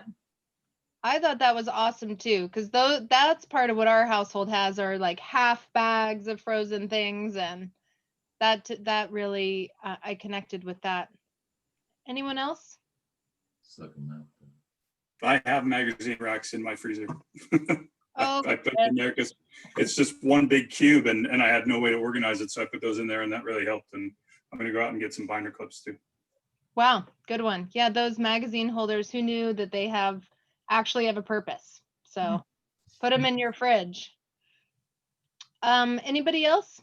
Anything that you might actually do, tips that you saw in this video? Well, those tray boxes that we have. Right. You can pull out the whole tray at once, so you don't Yeah. have to stand there and keep the Right. door open and Right. juggle stuff. That's a good one. Good one. I really liked some of the suggestions about the magnetic containers on the side, especially for small portions. I thought that was great. I don't know why some of these I was like, wow, I've never thought of this. But again, you could see where, the premise where when you know what you have, then you can make smart choices about it and you're not wasting or duplicating. Any other observations anybody wants to share about what we saw? Yeah, don't use permanent markers on that white refrigerator. Oh my goodness, that was too funny. I know where the narrative was saying, oh, it's dry erase. And I was like, oh, I can already see the story of that happening at my house. I know exactly how that would go down at my house.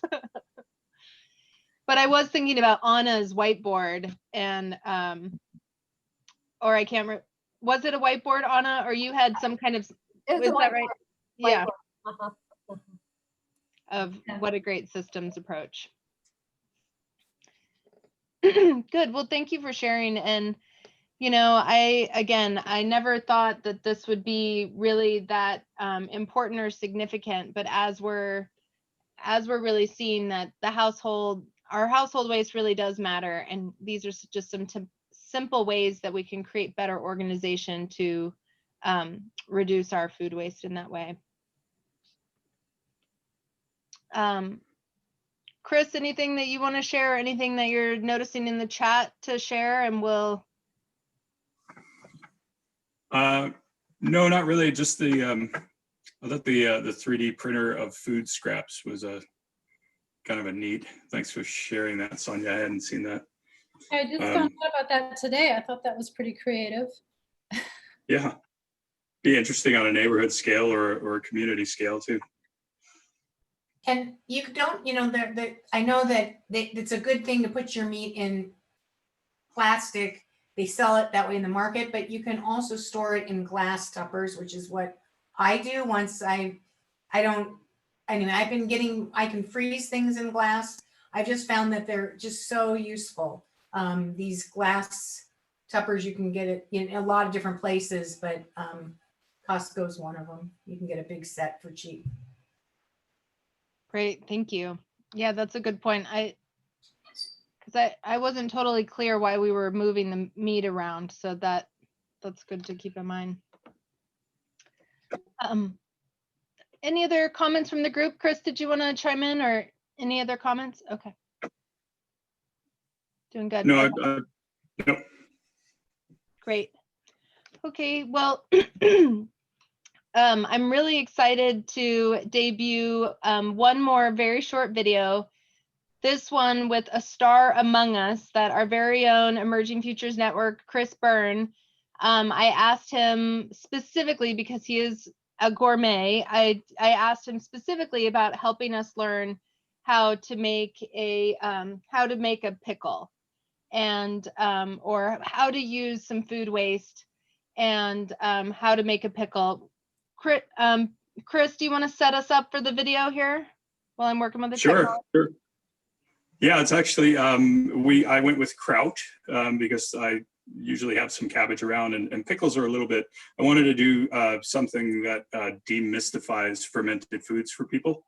How many of you are fermenters at home of anything, of krauts or pickles or anything like that? Just kind of looking around the room. Yeah, there may be some basics in here for some of you that have done it before, but maybe there'll be a trick or two.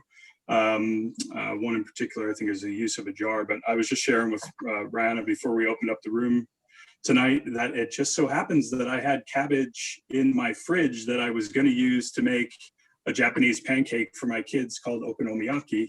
And I hadn't got around to that because it's rather involved. And I thought, look at this, I'm not having wasted food. I'm going to turn it into kraut. So apologies for the rough cuts on the edit, but just for the sake of time, I thought it would be good to chop up the process because it could be a pretty involved class. Take it away, Anna. Awesome. Okay, thank you, Chris. So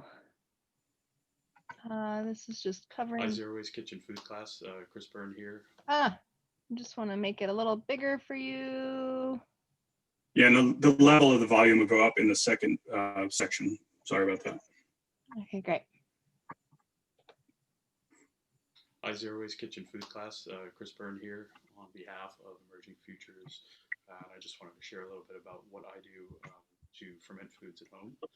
One of my favorite things to ferment is honey, but that's a mead class for another time. But one of my other favorite things is just simple cabbage, and we're going to get into that in just a minute. But why I like to do it at home, a lot of people will talk about the health benefits of probiotics, and that is very true. I mean, originally fermentation came about as a way to preserve food when there was the refrigeration. But this generation of food eaters, I think, go for the probiotics, the health benefits of eating fermented foods, which I do appreciate.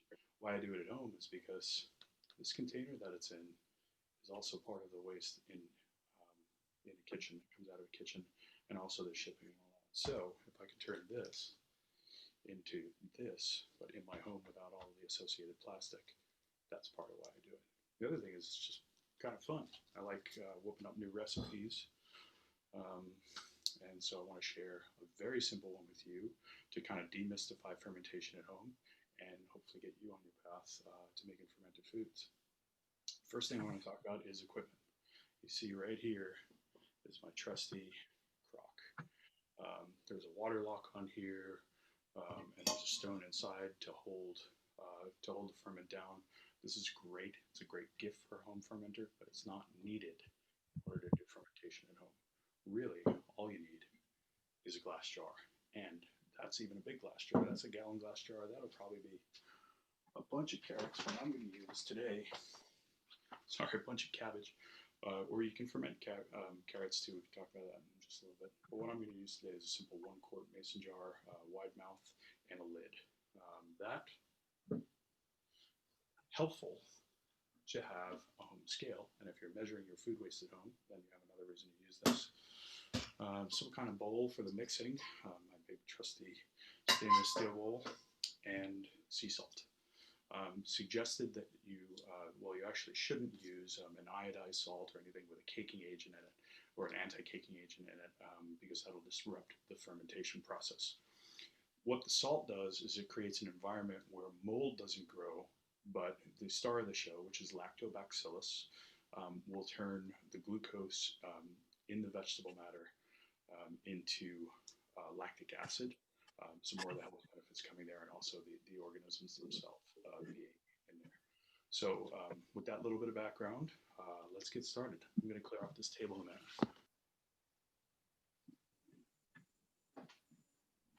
All right, there we have it. So I went ahead and halved the cabbage, and now what I'm going to take out here is this little core, and then I'm going to go ahead and chop it up. I'm going to do a little bit of editing here because just for the sake of time, but essentially you can make your cut as rough or as fine as you like. It's just a personal preference. I tend to not mind bigger, chunkier pieces, but I know some other people that like their sauerkraut a little bit more fine. Again, it's personal preference. It's up to you. And I'll be right back. All right, so I went ahead and put the cabbage in the bowl and I weighed it. There's 85 grams of cabbage, and the magic number here is 2%. It's 2% of salt solution by weight compared to the cabbage. So if we multiply the 85 grams by 0.02, we get 1.7 grams of salt, which I've also weighed out. The importance of the salt solution, again, is to create an environment which is not beneficial to mold, where mold can't survive, and to produce an environment where lactobacillus can still survive, but where it's not too salty. That's why it's important to weigh it out. You can make, there is I've done it without weighing it before, and there is a fair bit of a margin for error. And some people say when you're doing it by hand or by taste, that it should taste like the sea, taste like the ocean. But you know, I have the scale, so I prefer to just weigh it out. So the salt's in there, and what we're gonna do now is this jar that it's gonna go into is gonna serve double duty because it's gonna be a pounder. We're gonna massage it a little bit to start, and then we're gonna use the jar to pound it. This will sweat out a little bit, get some of the moisture from inside that we want to keep in our kraut. Get it going from inside of the cabbage. This one's been in the fridge a little while, so it's a little bit dry, but yeah, I can already feel it start to remove some of that moisture, start to get some of the moisture out of those cell walls. What I'm going to do is I'm going to fill this jar then with some water. It was a little sketchy the first time I did it, I thought, but this I've never had a jar break on me. So put a little bit of water in it and get the lid, and then use that as a weight to pound this out a little bit.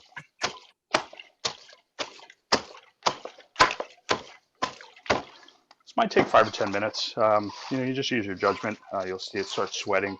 You can also let it rest a little bit, let that salt get all good and involved and incorporated. And then we start to pack the jar. Be right back.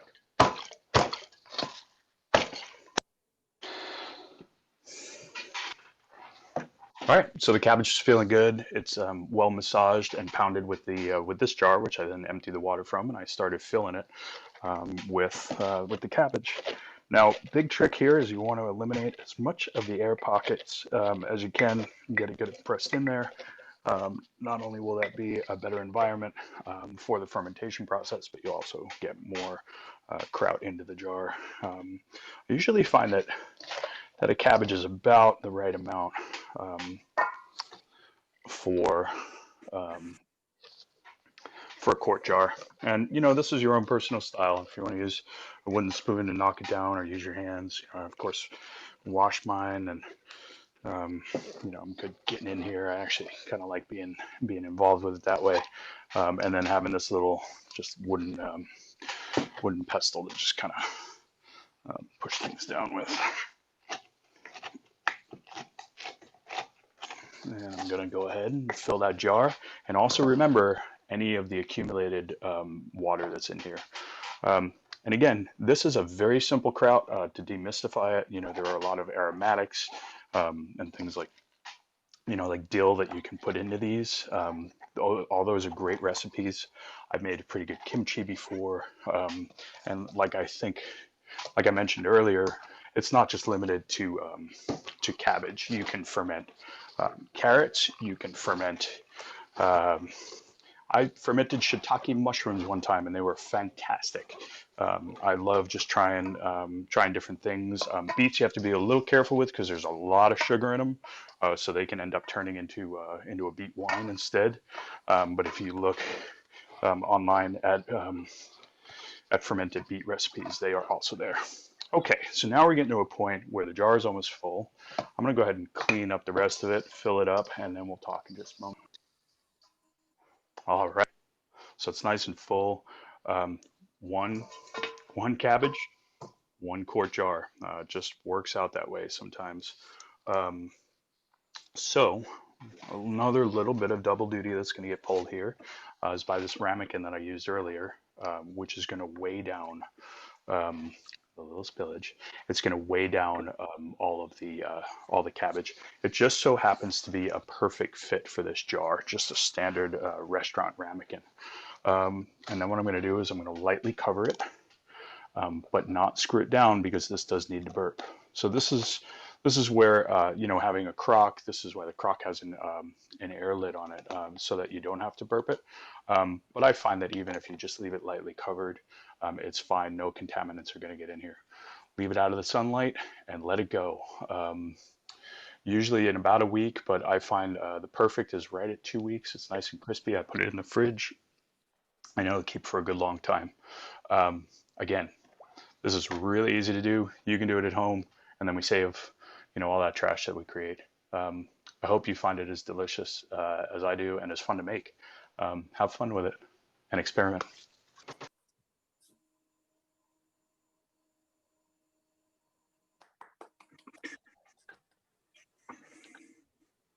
The one thing I just want to make clear is that the 2 weeks that the kraut is out, it's out of the refrigerator. It's at room temperature or cellar temperature, preferably like somewhere in the 70-degree range. So if you have a cooler cabinet or something like that, that's where you want to keep it.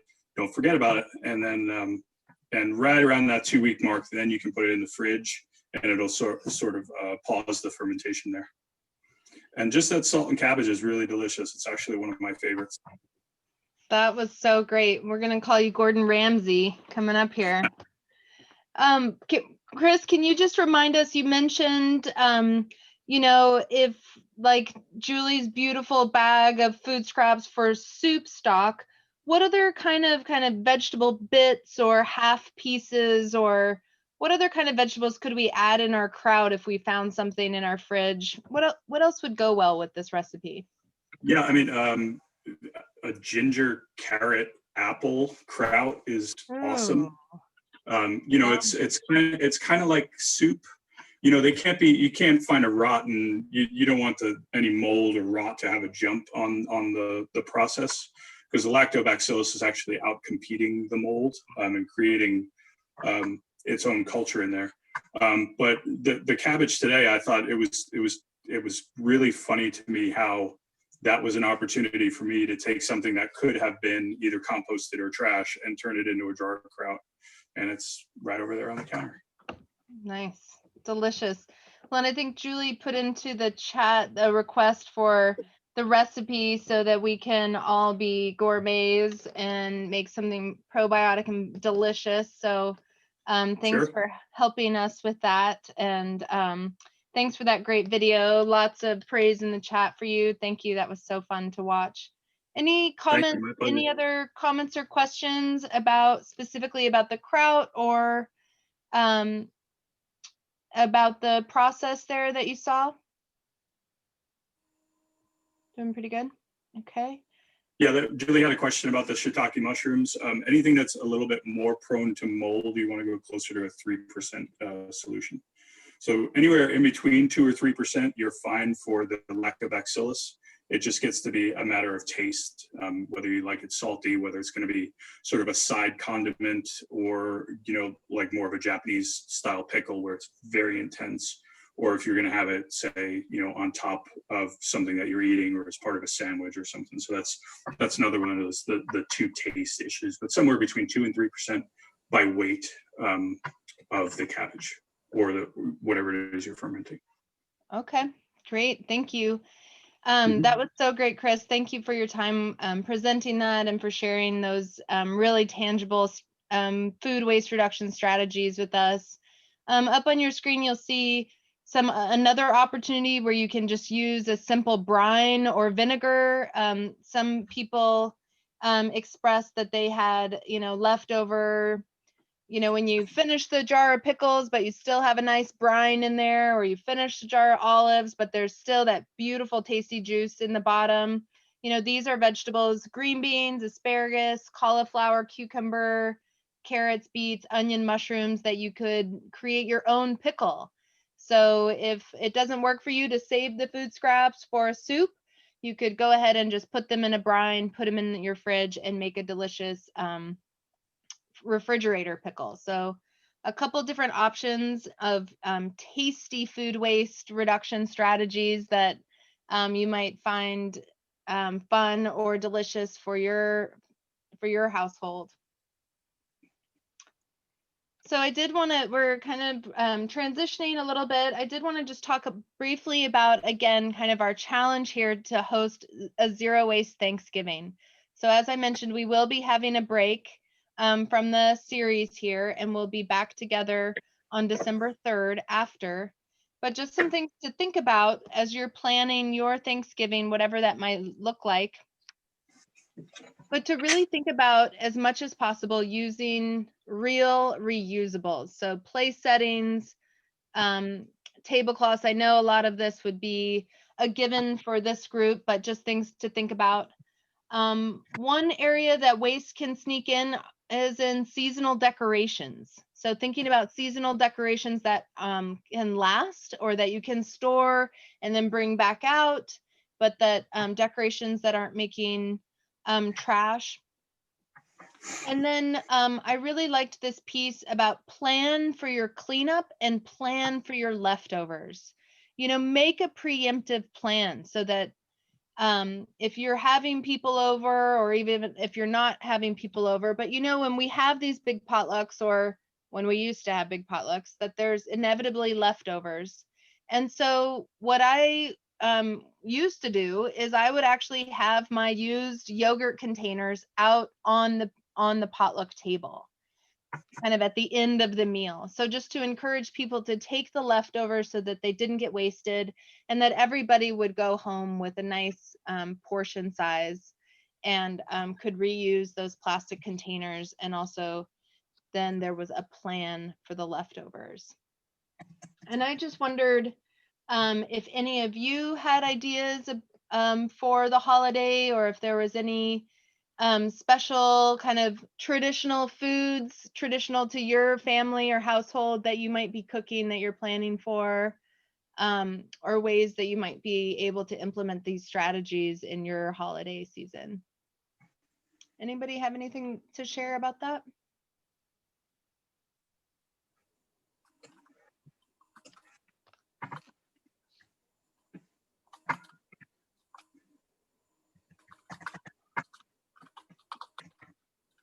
Mariana, I have something that's not about the holidays, but it's something I did last year. It was the new tip for last year. And we're doing a birthday party for my grandson, and we were doing it at the activity center in Medford. And I called over and I said, can I bring my own plates and silverware? Because I asked if they used throwaways, and they did. And so I took my kids and we went to the Goodwill and we bought a set of party wear for the party. And we've now used it many times out on events. And every time we bring them out, Costa says, those cups, those were for my birthday party. And he remembers. Oh, nice. But it really made me feel good. It made the kids feel good. They helped buy them, and it educated the people at the place. And they were actually thankful that we brought it in and used our own stuff. And it wasn't that hard to bring it home. And we've used it at parks now as well, but which is probably more relevant. But that was my new addition for last year. Nice. I like that. That's really tangible. Thanks, Julie. Welcome. That's great. Okay, today we're going to make lacto fermented. So just as we're wrapping up here a little bit, I do want to just remind you about your food waste challenge. So you'll be getting an email tomorrow with a few more sets of tips and links, additional reading thing. Again, we're just trying to make sure that you have this toolbox that is chock full of strategies that you can customize to your household that makes sense for you and your family or your whoever you're living with. So I'm just wondering, for folks who did check out the email, anything that was helpful that you either learned today or learned from the food waste challenge email, if you got that, anything anybody wants to share now about any other strategies that we haven't mentioned that we definitely want to capture in this class. Anyone else have anything to share about that?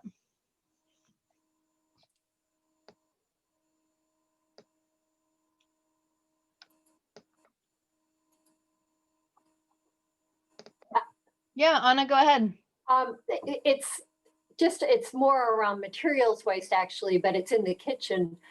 I was given one of those, it's wood and then it's got little spikes, little wood posts coming up for drying plastic bags. That has been a godsend. I've had it for probably 12 years. It's still in perfect shape. I have dried thousands of bags on it, the same ones mostly, over and over and over. And I used to put them up on on the cabinet, stick them up there to get them. It was a mess, and I hated plastic bags. But now it just dries them so well. I don't feel like they're disgusting. They get aired out. So I can't imagine a kitchen. To me, it's like the compost containers is an essential element. I completely agree with you. I kind of always looked at those like, really? Do you need that? And then someone gave me one and it was a game changer. Exactly. It really was. It really helped us to reduce, because I just have a principle that I just don't buy plastic bags of any kind ever, of anything. And so that we really reuse our bags a lot. And so to have that kind of system and just a little tool that made it that much easier made a big difference in our household too. That's really great. Thank you for sharing that. So on the screen right now, just a few reminders to please keep, oh yeah, go ahead, Anna. Well, I just saw in the chat from Chris about where to get one. Mine was a gift, but I'm almost certain I saw them at the Ashland Food Co-op back in the houseware section. Yep, I think you're right. And yeah, and they actually are really, really helpful. It's kind of shocking. So thank you for interjecting there. So just again, a reminder to please keep recording your information for the food waste challenge, to keep tracking whatever system that works for you.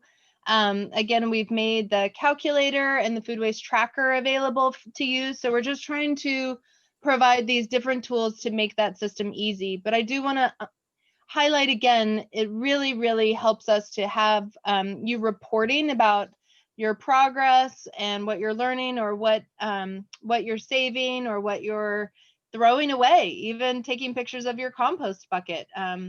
Again, so it was mentioned last week that when you share your photos with Emerging Futures Network, that you'll be entered to win a prize. And so we really want to encourage you to take pictures. You can email those to media@emergingfuturesnetwork.net, and or you can share those with us on our Facebook or Instagram pages. You can bring them to this meeting. But really, we are looking for all of the different images that show the behavior change, that show what you're learning. And so we value that so much that we will give you prizes. So the people who share the most photos get entered in the raffle more times, and your chance to win increases. So we really want to encourage the behavior we want to see. And for if you'd like to take a picture of your holiday table, again, as a learning community, it really helps us to learn from each other. And so I would love for you to share a picture of your holiday table or some of the zero waste strategies you've implemented. Again, take time to think about how you can reduce waste in this season, especially with kind of the consumption focus around Black Friday and some of those kind of traditions we have in Western culture. This is really an opportunity to put our beliefs into action and to take steps to reduce waste, both in the kitchen and in our household. And so this is a great time to be together thinking about that. Also, just bringing forth, as we keep learning about the impacts of wasted food, that to really just, I want us to really end on a note of gratitude. And I'd like for us to just take our last few minutes and just kind of each share, if you wouldn't mind coming back on video to share something that you're grateful for, or a food specifically, or a meal or a dish that you're thankful for. Because the more that we express our appreciation for beautiful food and homegrown food, the less that we can waste it or take it for granted. And so I am just going to start by saying that our family makes a traditional salad with grapefruit and avocado for Thanksgiving. That's one of our traditional dishes. And so I'm just feeling really, I know that citrus doesn't grow around here, only in the greenhouse, but citrus is in season and it's one of my favorites. And so you're going to see a lot of grapefruit peels in my food waste bucket coming up. So feeling really thankful for citrus, and thankful for each of you. Chris, will you share some food or a dish that you're thankful for? We'll pass it around. Yeah, well, we were laughing earlier that I actually make like a homemade ramen. It's not the styrofoam cup in boiling water.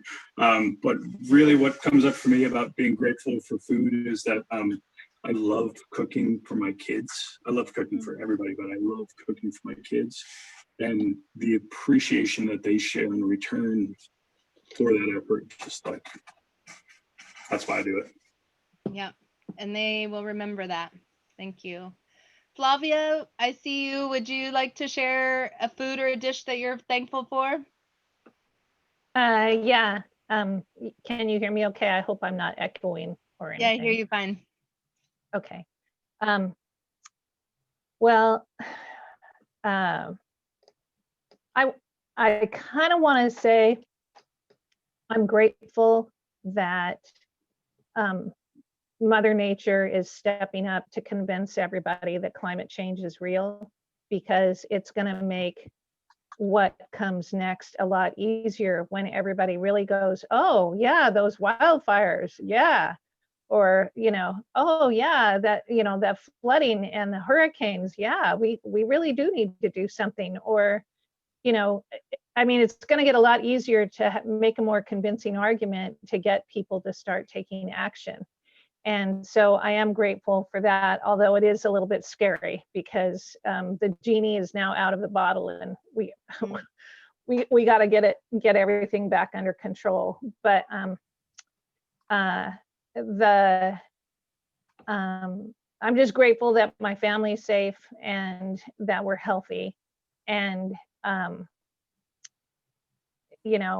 as far as this food waste goes, I think this is something that I can work on, that I feel good about, that I feel like I can talk to people, and it doesn't matter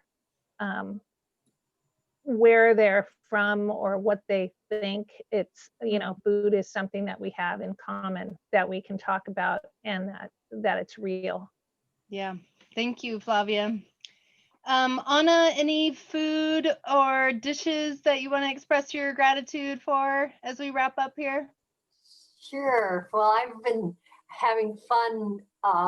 We have a lot of frozen raspberries in the freezer. So looking at raspberry recipes, and somehow raspberries just seem to call for chocolate. And I came up with this raspberry chocolate cream pie that just will make a nice Thanksgiving special treat. So looking forward to that. And just, I'll tell you, it just came to me, I've just finished watching the Netflix series, Salt, Acid, Heat. Anyway, there's a cookbook by that name, and it's just a delightful. It's looking at these 4 categories of food, and the author takes you on a tour. They go to Mexico and to India. Anyway, it's a very sweet. Oh, heat. Did I say that one? Anyway, it's just a very sweet look at food from different perspectives people might enjoy. Oh, nice. I like that. Thank you. And raspberries with chocolate sounds right up my alley. That sounds amazing. Linda, are you still there? Can you come off mute if you'd like to share a food or a dish that you're thankful for?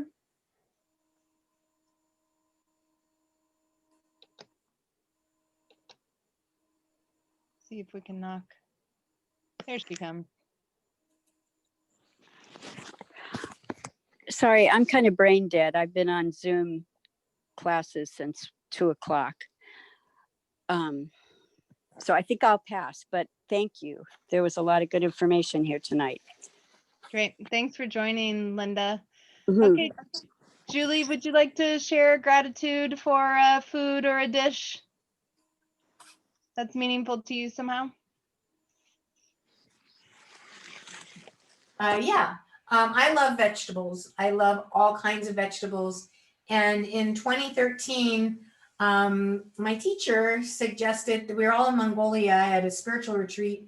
And my teacher just said, you know, the best thing you could do for animals and the planet right now is become a vegetarian 3 days a week.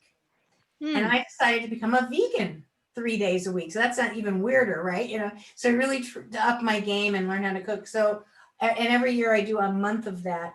And just that alone is a huge reduction in carbon emissions. I posted a link a little earlier and I can repost it. Dr. Greger just made some of you may know him. He's the guru on foods and research. But he just put a research, a scientific 5-minute video, and I'll put it again. What is the best diet for the planet? And he says it doesn't have to be 100% of this or that, but making that shift of like Sonia did with her kids, really incredible and huge. Even with toothbrushes, when you think about that bamboo, the new bamboo toothbrushes versus a plastic toothbrush, which I've been starting to buy now to replace, there's 20,000 of us here in Ashland. How often do we replace our toothbrushes? And can we even ask our dentists to give us bamboo ones instead of plastic? So these are just small things, they're huge. The straws in America, if everyone got rid of all of them, we'd save 2 semi-trucks of straws going to landfill annually, little plastic straws. Yeah, that's huge. Well, thank you. Thanks for sharing that. I saw Anna, you put that link in the chat there to that series. That's really great. And I just want to thank you all. I know it's late in the day and everybody's, looking forward to a holiday, but it sure is nice to be together to talk about these strategies and to talk about food waste together. So thank you all for being here. Enjoy your week, your break. And we'll look forward to seeing you on December 3rd, and watch for your food waste challenge email going out tomorrow with more tips and suggestions. And again, we just want to thank Julie and Emerging Futures Network, and thank you, Chris, and to our team here. Thank you, Anna, and again to Flavia for presenting. So thank you, friends. And this has been a really great time together, and I look forward to seeing you after we all have a little moment, a little pause, and have some gratitude for the food, the beautiful food in our lives. So thank you, each and every one. I'm sure grateful for you in my life, and we'll see you December 3rd. Thank you all. Okay, thanks, Rihanna. Good night. Good night. Good night. Thank you, friends. Take good care.